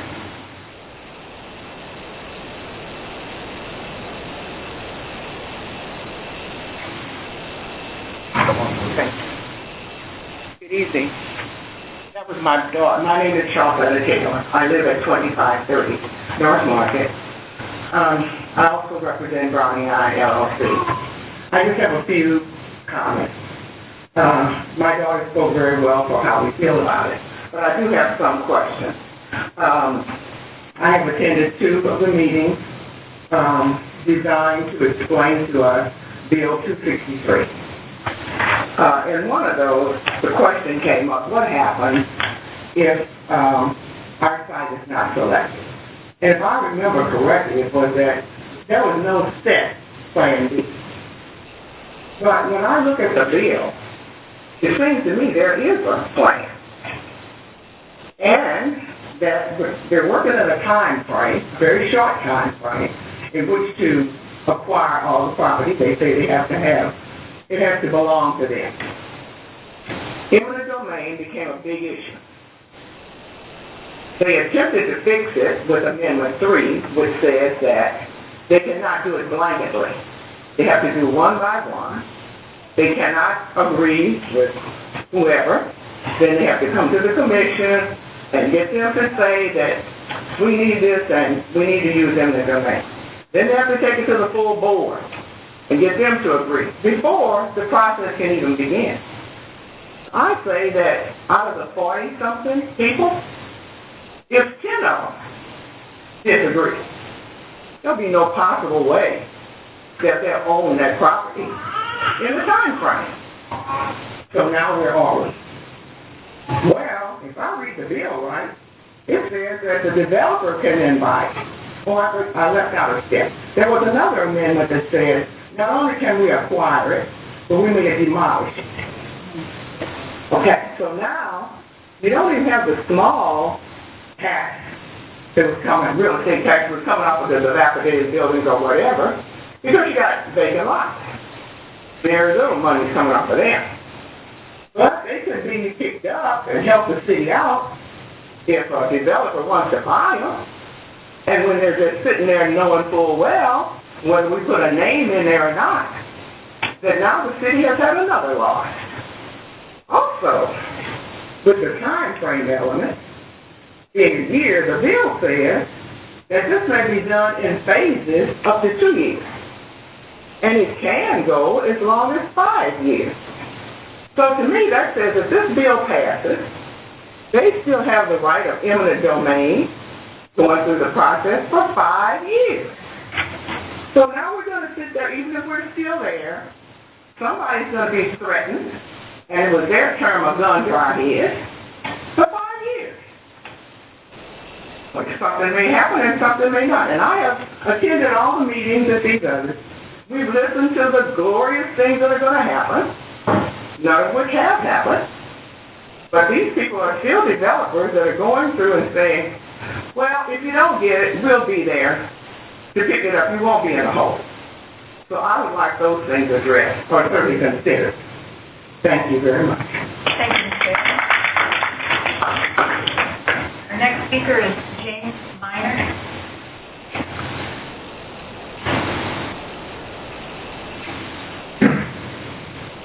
Your name and address. James Minor, thanks. I appreciate the amount of conversation we're getting to have, talk back and forth and stuff.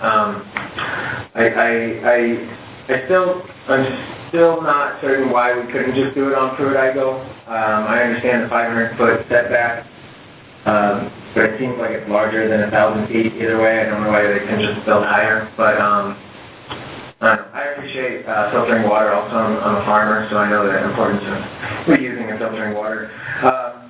I guess my comment that I want to make is just, why is it that none of the residents are in favor of this? You know, I've yet to hear any residents say they're in favor of having this built. And I think history is just wrought with examples of people with power taking land from people who don't have power. So yeah, when I see a federal agency that's probably run by mostly white men, like myself, trying to take land from mostly poor black folks, and the panel that's deciding it is white people, then yeah, I call that racism. And Ms. Hubbard doesn't like that word, and she disagrees with me, so I'll use the word colonialism. I also remember. I remember reading history and reading about the first Europeans that came over and said, look, the Native Americans aren't even using this land. So we'll take it from them. We'll put something there that we like. And I remember reading about that and knowing that it was wrong even as a young child. And so I see it now and I still know it's wrong. Because they took the people and they said, well, you know, we'll move them just a little bit, and eventually, you know, march them into concentration camps, and that's another history we still haven't dealt with, and that's a part of our history here in St. Louis. So yeah, if people would like to have a conversation about what racism is and what it looks like, I'd be more than thrilled. I've contacted your office a few times and never heard back, so What's your name? James Minor. So I'm not sure if you would, but anyone else, I'd appreciate that, understanding the impact of the actions that we take, not just the intention, because I know that the intention of this isn't to drive out the people of color and make them feel more isolated and more marginalized in the city, but that's essentially the effect and the impact of what this would do. Thank you.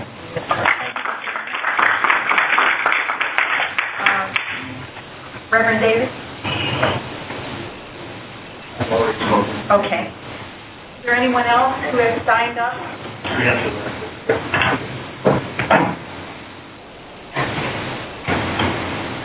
One more. Okay, we have one more. Virginia Drury.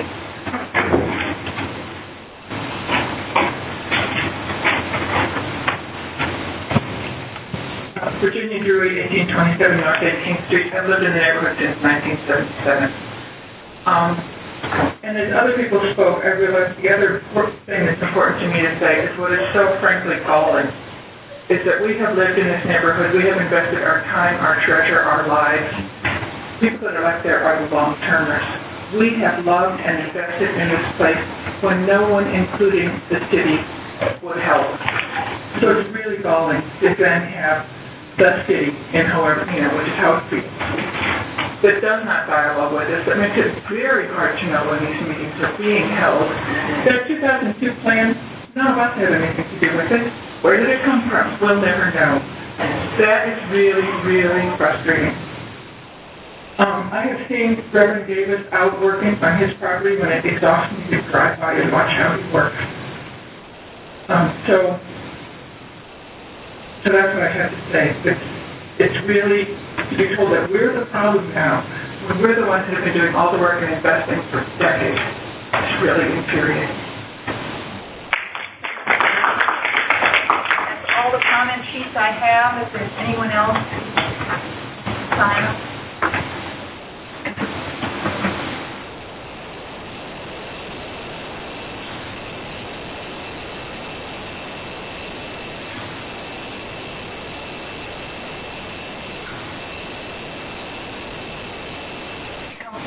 State your name. He has a comment in.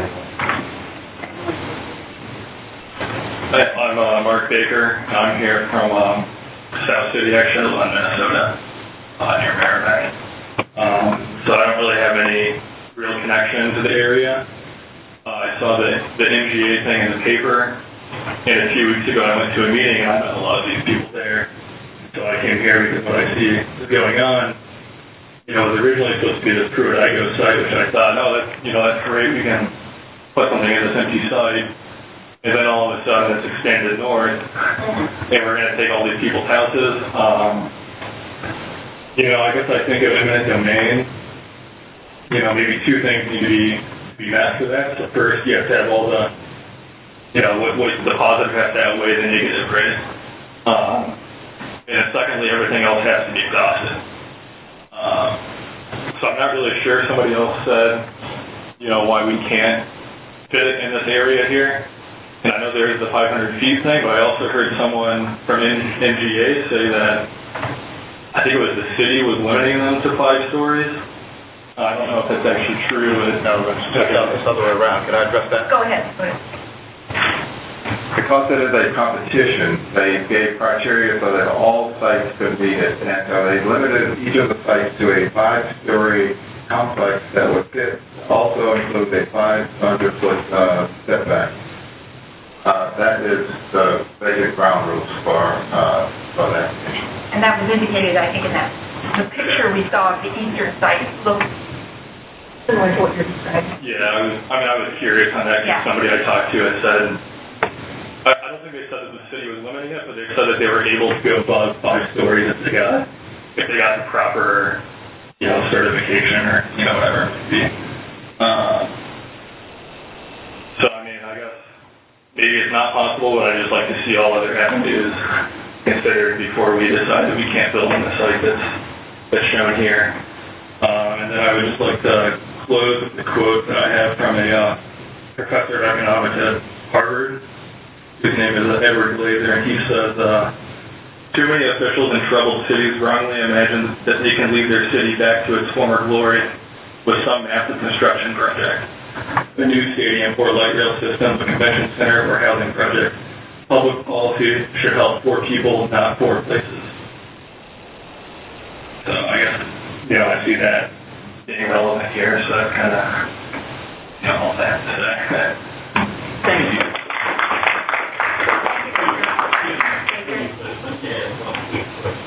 Yes, I know Mr. Harris? there's a lot of time you're looking at parking space for employees of the year.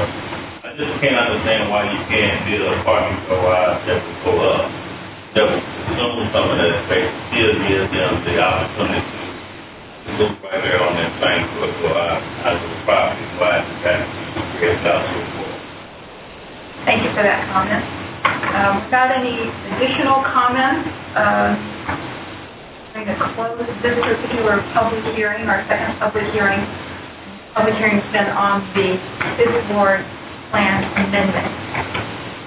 So we'll formally close that.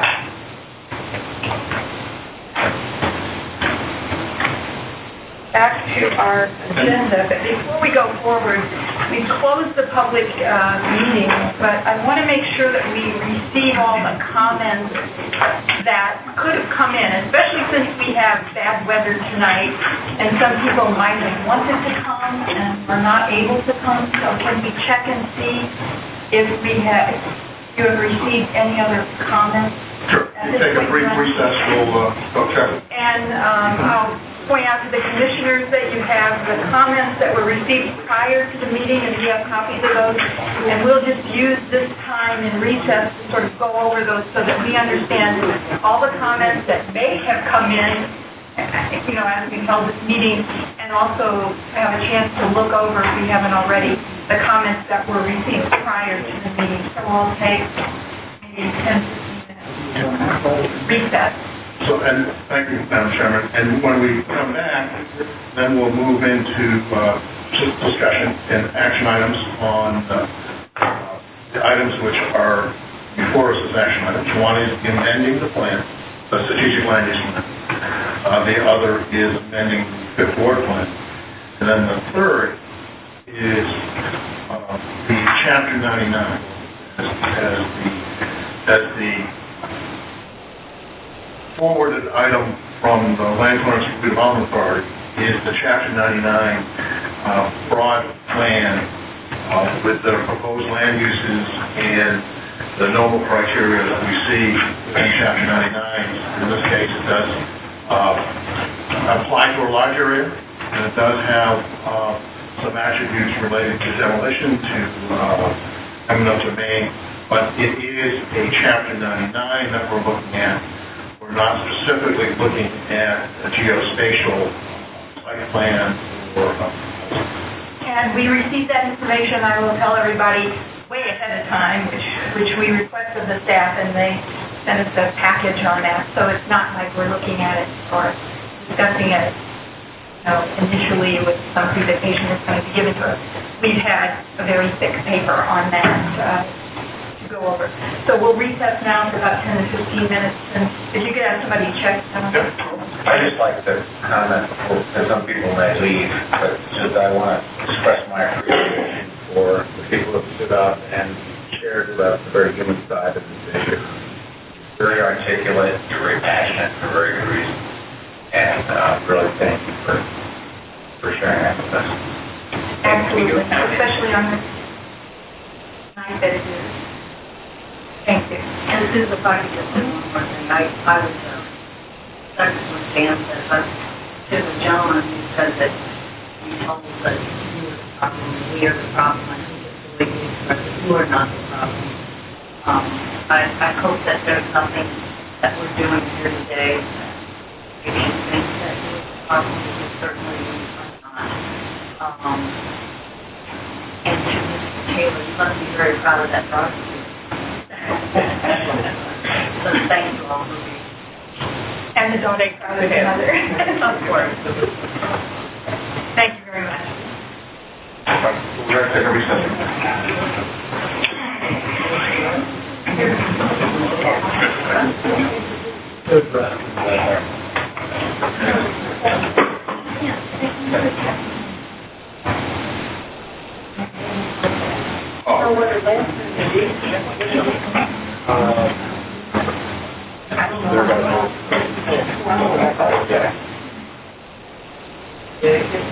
The next portion.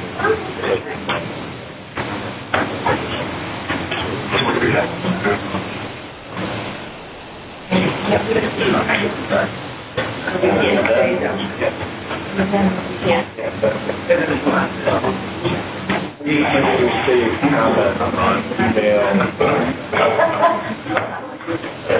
We made a package of those. And they come back and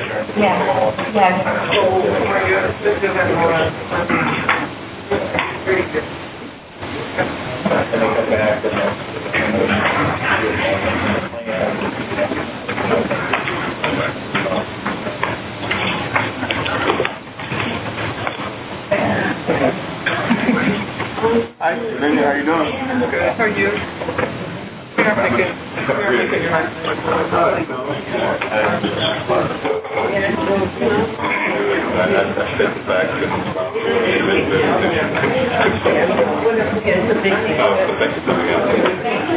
Thank you. I appreciate all that you all have to say.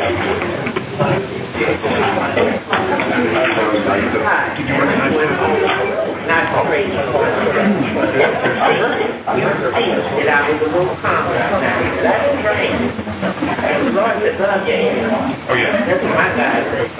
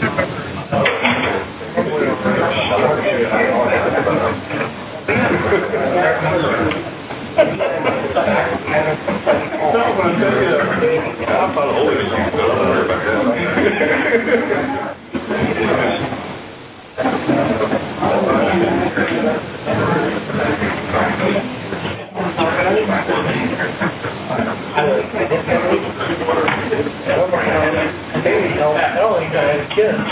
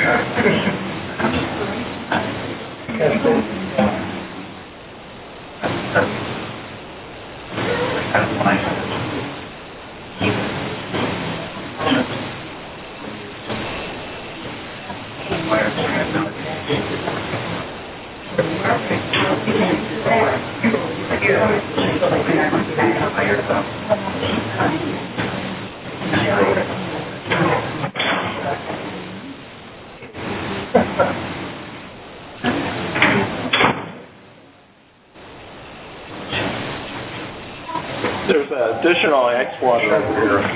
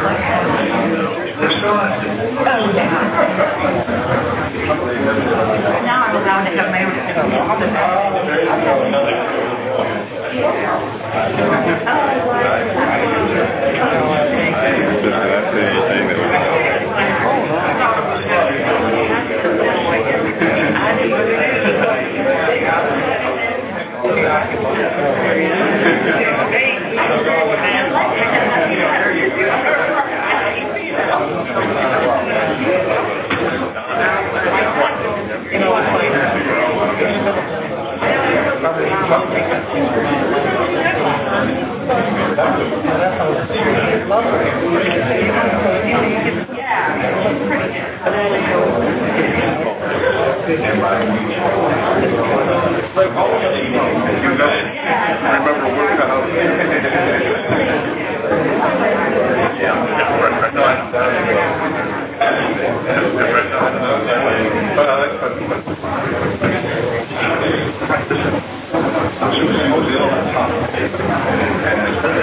Why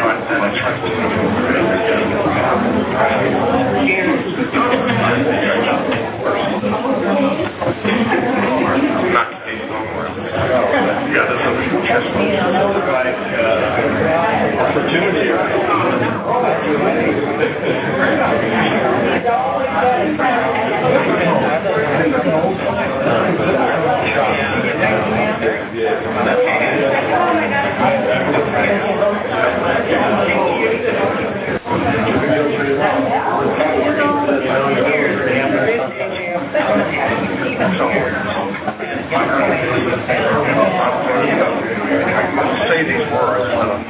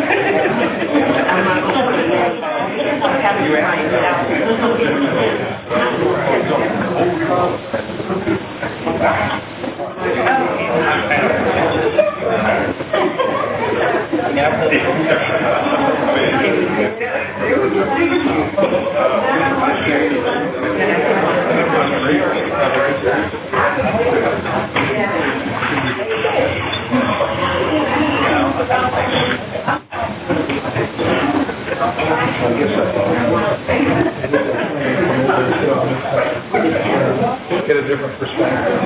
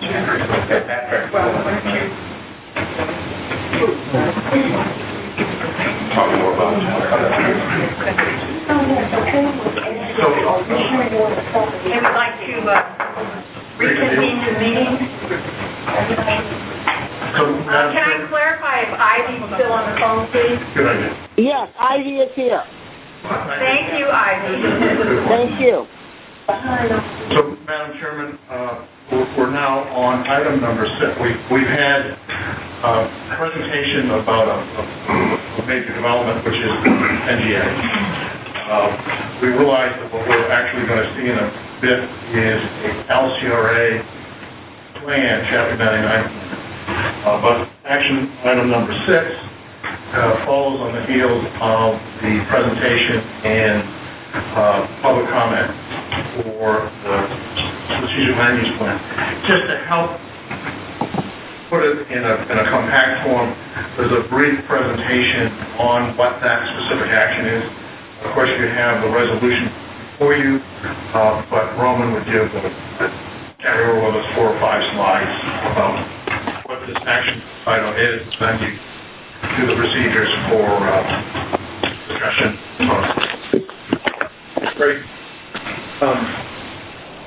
This is just a brief summary of the action item. PDA staff is basically recommending that opportunity area is the most appropriate strategic land use category for the redevelopment area that will be considered shortly for 2 basic reasons. One, it'll accurately reflect the existing character of the site, and secondly, it would provide the needed flexibility for other proposed development projects or other proposed land uses if in fact the proposed NGA facility is not built on the redevelopment area site. So, number of questions, both the map and the table on the slide is essentially proposing that 4 of the redevelopment area's existing strategic land use categories, those being the neighborhood preservation area, the neighborhood development area, the recreation open space preservation and development area, and the institutional preservation and development area, be changed to the 5th category, that being the opportunity area, which already exists on the Pruitt-Igoe site and a bit along North Jefferson Avenue. And essentially, if approved, the entire redevelopment area then would be classified as an opportunity area. Thank you. I'd actually like to have a motion on the floor so we can discuss this item. So moved. Move accept. Sanjay, is there a second? Second. Patrick? That's the last slide on this. Okay, I'd like to open it for questions, comments. This is Ivy. Ivy, go ahead. The comptroller is in support of jobs and the national geospatial site is a retention of jobs and revenues for the growth of the city. However, comptroller is also a believer in all of the very articulate, well-educated speakers and property owners whom we heard from tonight during the public hearing.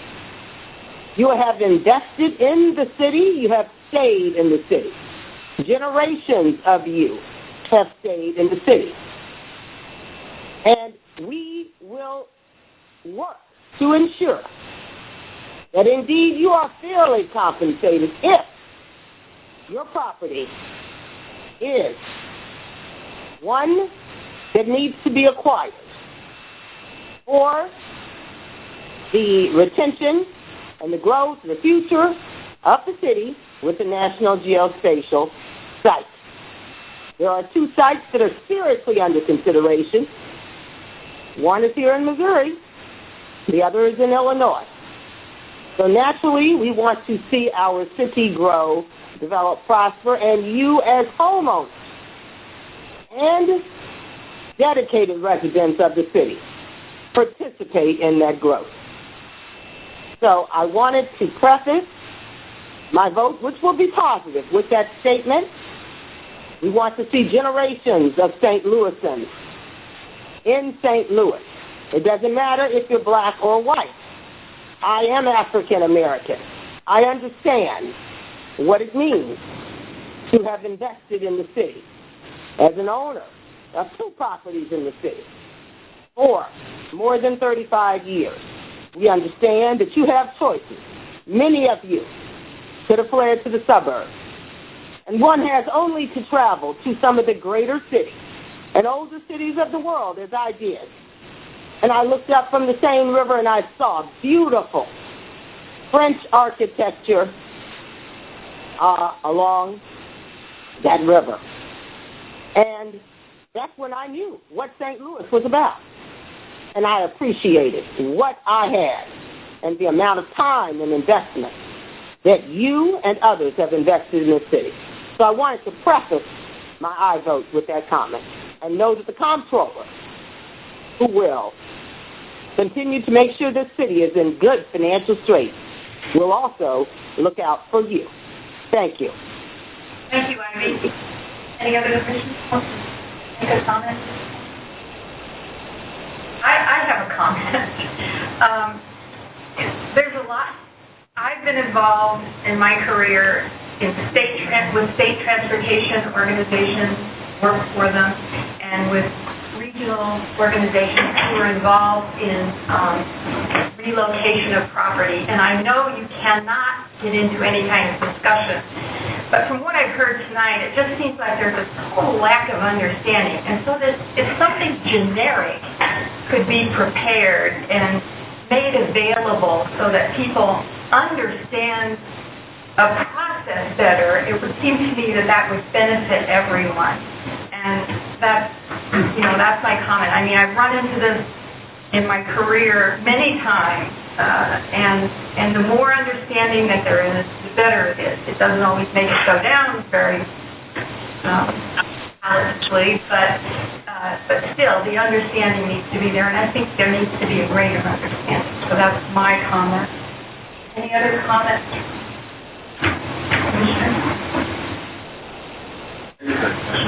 So, is the comptroller's office working then with the LCRA on acquisition, or I hear that there's talks of protecting homeowners in this buyout process, or at least that the comptroller is hoping to be a part of that process. Can you a little bit? Definitely. I am appointed to this commission by Comptroller Darlene Green. And we are not involved in anything yet because nothing has actually moved forward, sir. But know that the comptroller stands with property owners who will be fairly compensated if their property needs to be acquired. Can you possibly get some testimony on how you see that unfolding? The LCRA is the entity that is the agent for acquiring property, and the LCRA would seek funds to be able to do that, and we do that generally by working with what I call source providers, banks, and Ivy in the comptroller's office has mentioned a program called SIA and other things that will help with infrastructure, and but we are on their fast timeline, and so we are already consummating all of the agreements with the bank. To speak to the process issue, it is, as you know, in the acquisition world, there are rules of engagement, which means that we aren't able to make offers or do things that are outside of those rules. But I do agree that what we can do is to make sure people are aware. So what we have done is, and what was of benefit was the 3 public meetings that were held such that we could answer questions, made ourselves available to be able to answer questions to people doing that process. And so at this point now, this is the, I think we had 2 hearings at the Board of Aldermen,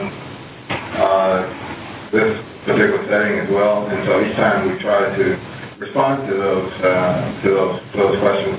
But I know that I truly believe that once we are authorized to begin the process, and we start to communicate and engage with each of the property owners and let them know what is available and what we can provide, I think it will clear up a lot of issues. And that has been our experience in the past as we've acquired various large parcels. And so that is what our intent is. Thanks, Bill. We have a motion and a second on the table. Can you read the roll, please? Alderwoman Friesman. Aye. Chair Stauber. Aye. Commissioner Bradley. Aye. Commissioner Powers. No. Commissioner Pinkston. Aye. Commissioner Brown. Aye. Commissioner Jay. Aye. Commissioner Spade. Aye. And Commissioner Vizentainer. Aye. And motion passes with all but one present voting yes. Okay, thank you. Move to item number 7 on the agenda. Are we going to have a short presentation? Yeah, short.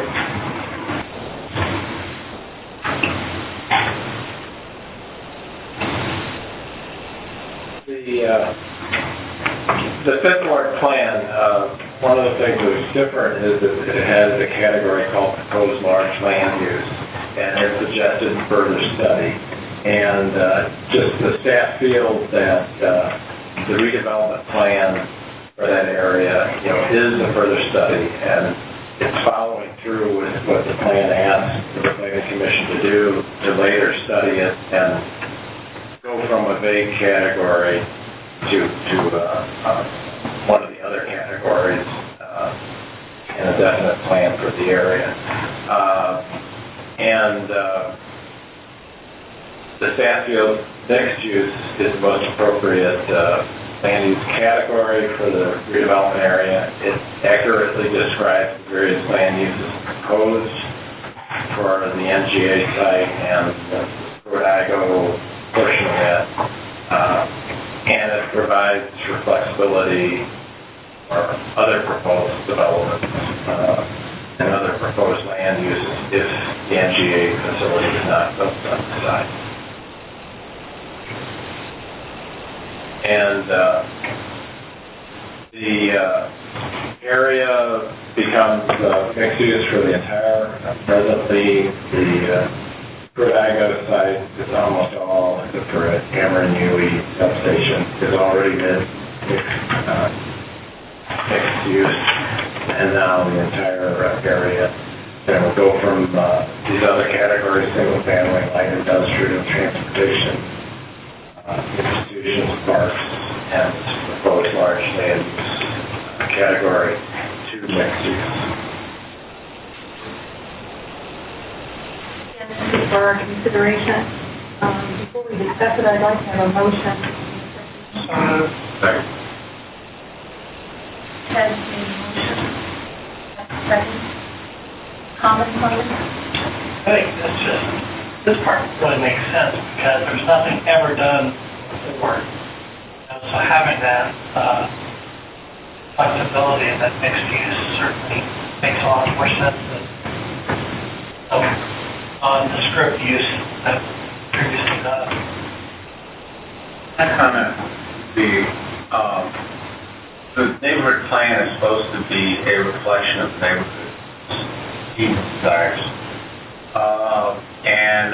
I do feel a little bit that this change is being done without that being effectively addressed.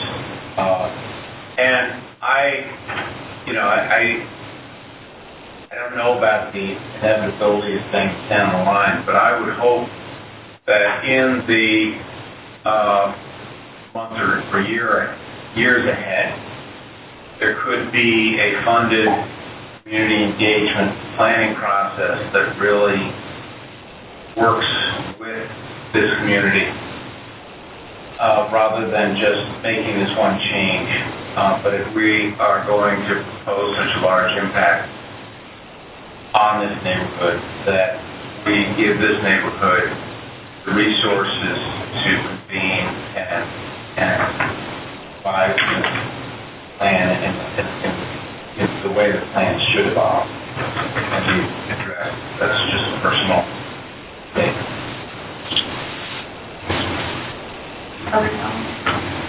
I would tend to agree. I think that, this is backwards in terms of every planning process I've been through.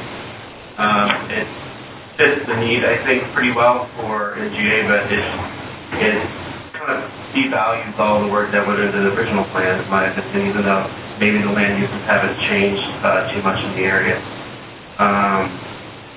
The site adjacent is pretty much a government sandbox that we've been trying to test different theories on forever, and it seems like this is another test for this area. I worry, though, that we're doing it in the middle of the winter on a snowy day with limited notice, and I think that more thought needs to go into it.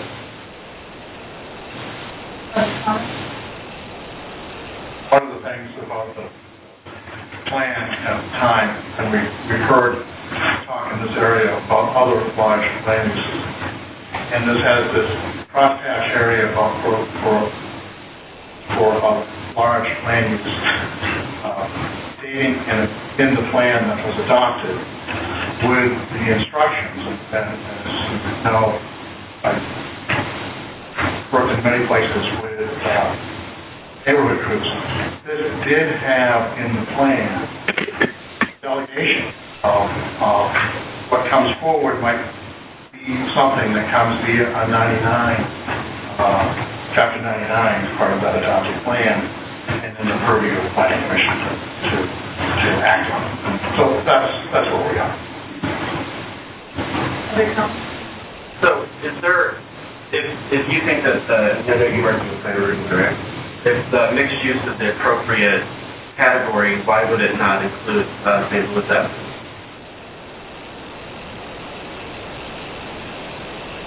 I mean, it's just odd for, in terms of just looking at other zoning changes that we make. I think the alley, you're looking at both sides of St. Louis Avenue, the homes that are on there. I think the original intent was to keep that intact and use the alley, because it's very distinct of the homes along St. Louis Avenue. Right. And land use along the alley became. So north of the alley is listed as residential. Prior to and with this amendment. Other comments? There's a third one again. The southern portion of the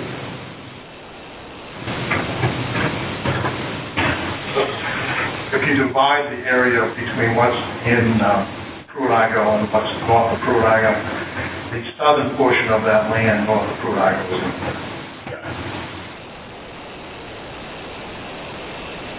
So with the zoning change, if the zoning change isn't the land use plan amended, there seems to be so many still bureaucratic hurdles that the project has to go through to make these streets and alleys. I'm wondering what this does, if anything at all, other than put a crayon to a map to impact this project. It does at least that. Does the federal government keep this, these land uses having to coincide with? Usually the federal government doesn't abide by my experience.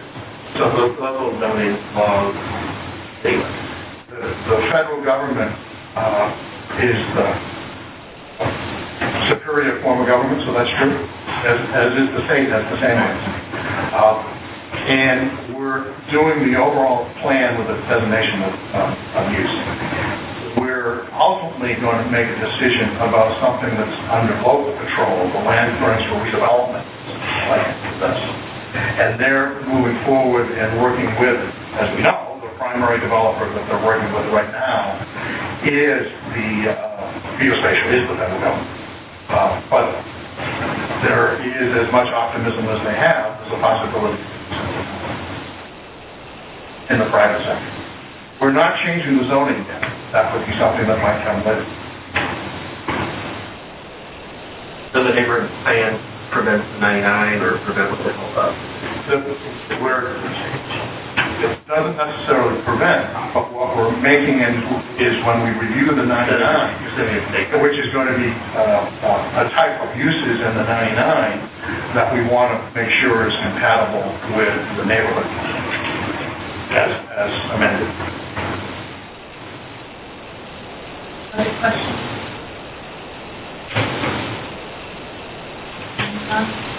Motion and second on the floor.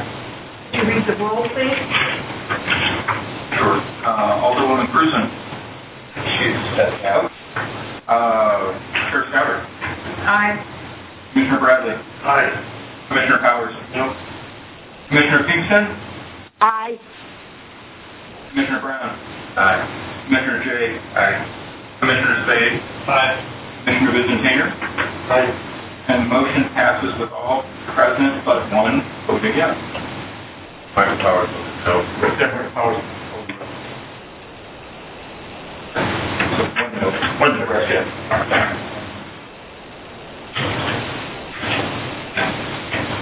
Move on to item number 8. John, Chapter 99. So as Roman steps to the podium, as we customarily look at Chapter 99 as something that the process, the Land Clearance for Redevelopment Authority transmits Chapter 99s to us for our review and determination of compliance with the plans. We often see them attached to a small geography. We often see them with a developer present. And when there's a developer present, we invite them at the end to provide questions. This is a Chapter 99 that's for a large geography, as we know. It's initiated by the LCRA, and so Otis Williams and Dale Rusak, who are both here, therefore, at the conclusion of Roman's presentation, to be able to ask questions about the Chapter 99, which heard is a feature of the Land Clearance for Redevelopment Authority in the city, which is both authority generates Chapter 99s and then has a role in the implementation and the acquisition of plans. I think also when Roman concludes, we'll remind ourselves that when it leaves us, it goes to the Board of Aldermen and is also a part to a aldermanic board member.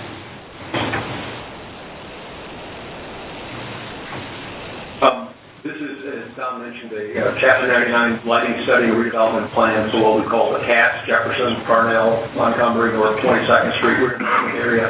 A complete copy of that lighting study and redevelopment plan is included with your agenda, including a large lighting study. I don't want to be too repetitive, so I'll just mention some highlights. We know that the site is 142 acres. 106 acres of that is land. Another 36 acres consists of streets and alleys.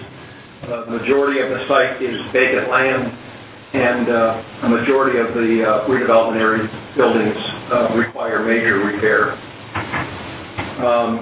The overall purpose of the redevelopment plan is to eliminate the blight and facilitate the long-term development of the area, and as a site for a new facility for the NGA. This was initiated by LCRA, not by a developer. There's no selected developer at this point. The redevelopment plan will provide for eminent domain. It does not provide for the use of tax abatement, which is relatively rare for Chapter 99 redevelopment plans. This slide I had previously. 82.5 acres of the site is vacant land. Of the 106 acres in the entire redevelopment area. There are some other scattered uses throughout. When you combine the 82.5 acres of vacant land with the land that's associated with the vacant buildings that are located on them, which amounts to 6.4 acres, you essentially have 89 acres of land out of 106 that are not being used productively, which is a staggering figure. And that's provided to us out of the bottom stuff? That's correct. This is a map showing the building conditions for the area. 52% of the buildings, or 72 of the 138 buildings are classified as a major deterioration.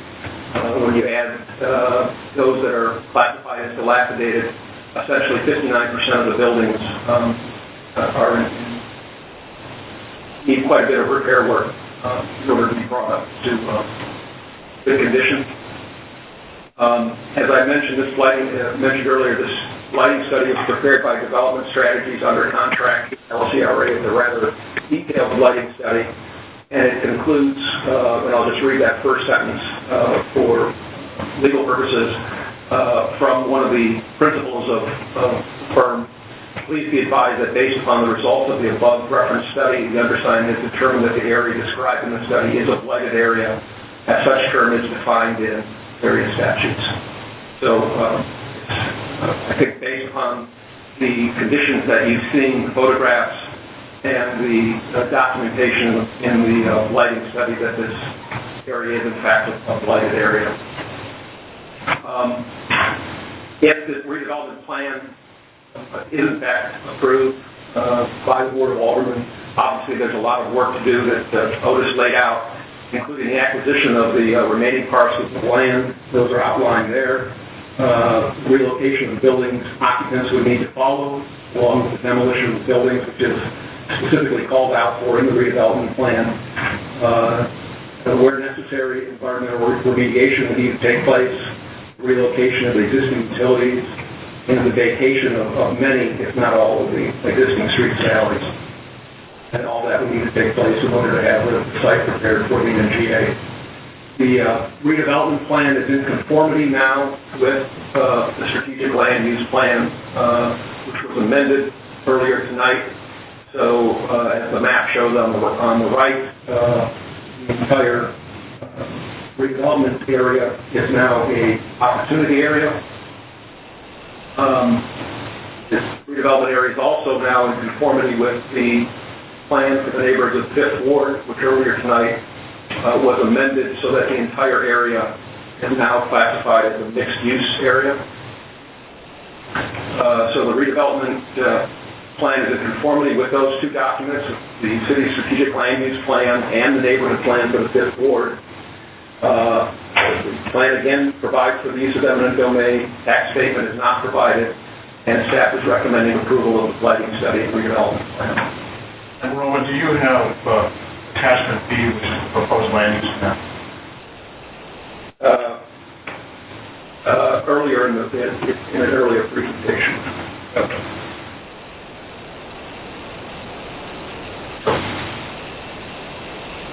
Go back to that. That's the proposed land use map, yeah. So you can see that the entire area is designated in the redevelopment plan as institutional, commercial, and/or residential use. So in our role of looking at Chapter 99 plans, our responsibility is to confirm the blight, find the plan in conformity with the strategic land use plan, and what they've provided here is that proposed land uses are institutional, commercial, and/or residential. As the umbrella under LCRA, some of the actions they talked about are the actions in looking for satisfying the NGA, which is the relocation first. But it's a freestanding plan absent, to get this right, a future that may or may not have an NGA.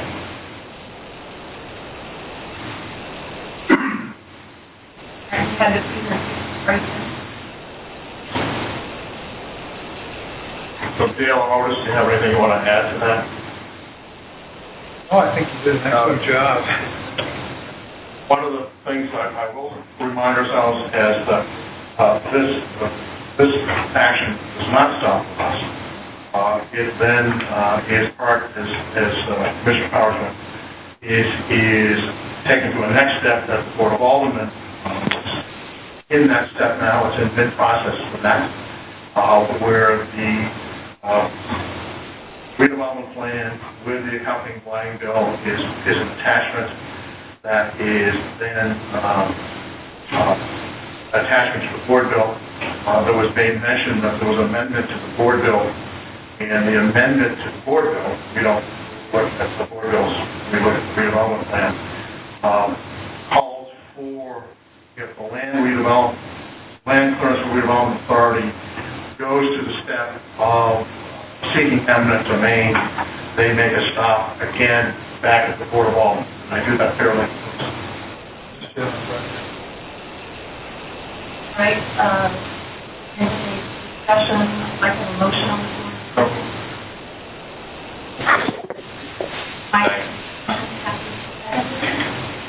Any comments or questions? I have a comment on this one. We didn't write the Chapter 99 rules, and all we're really supposed to do is agree with the blighting study.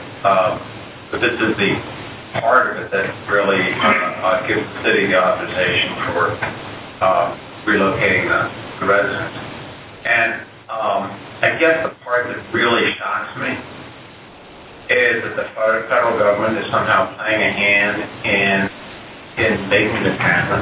This isn't what a federal government should do by making this requirement that the property be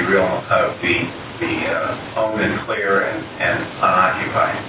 In this context of not guaranteeing us the move, I'm frankly appalled, and I think we should call it. But that's just my own naive view. The government is making this city, in order to compete, relocate communities. And the federal government shouldn't be doing that in order to compete.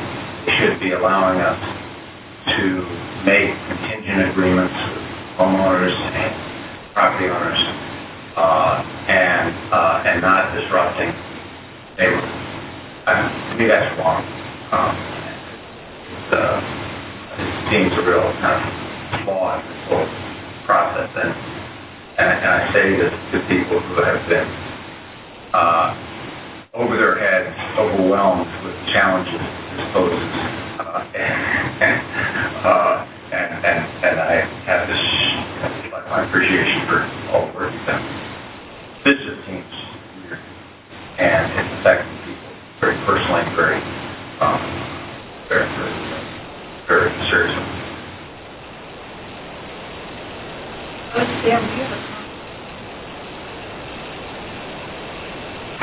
Yes, and we've been at this a very long time, and your comment is right on, and we've had that discussion back and forth over a table with folks sitting across from us. We are still having that discussion because we will defer to have other options as we go out to acquire. Again, we have not started the process, but we talk to them on a not daily basis, every other day, and so it's not over. But those are the current guidelines that we have, and so we're proceeding with the guidelines as we know them, and so we will adjust as we go. This will not adjust. When we start our process, we will have a final answer. Okay, so I'm not talking about adjusting during the process. That's not what I'm talking about. But we still have at least until the 13th of February, of course, to continue to try and iron out the situation that we're finding.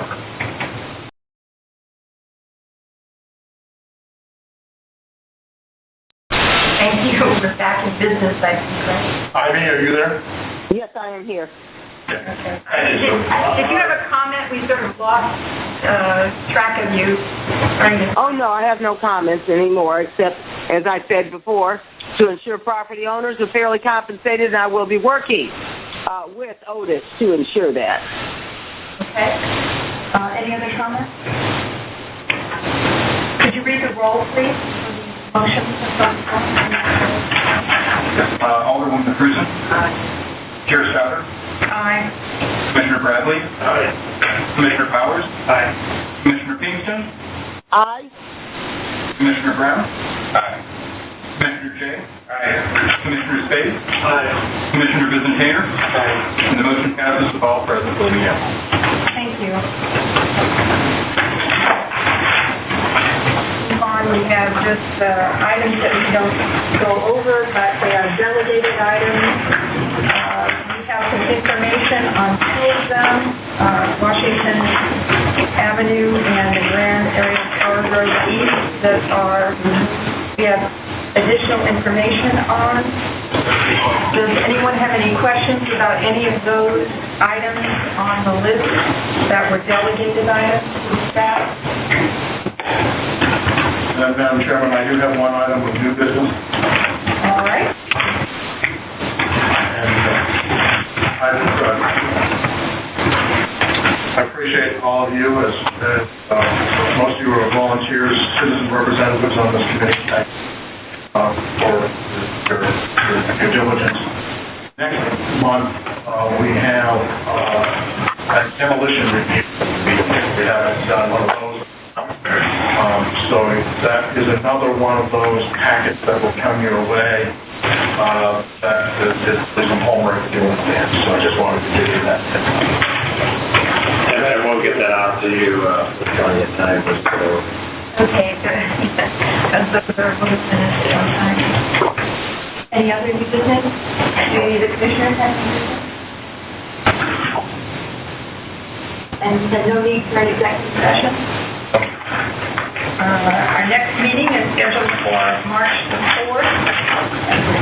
Hopefully we'll be back in our smaller room.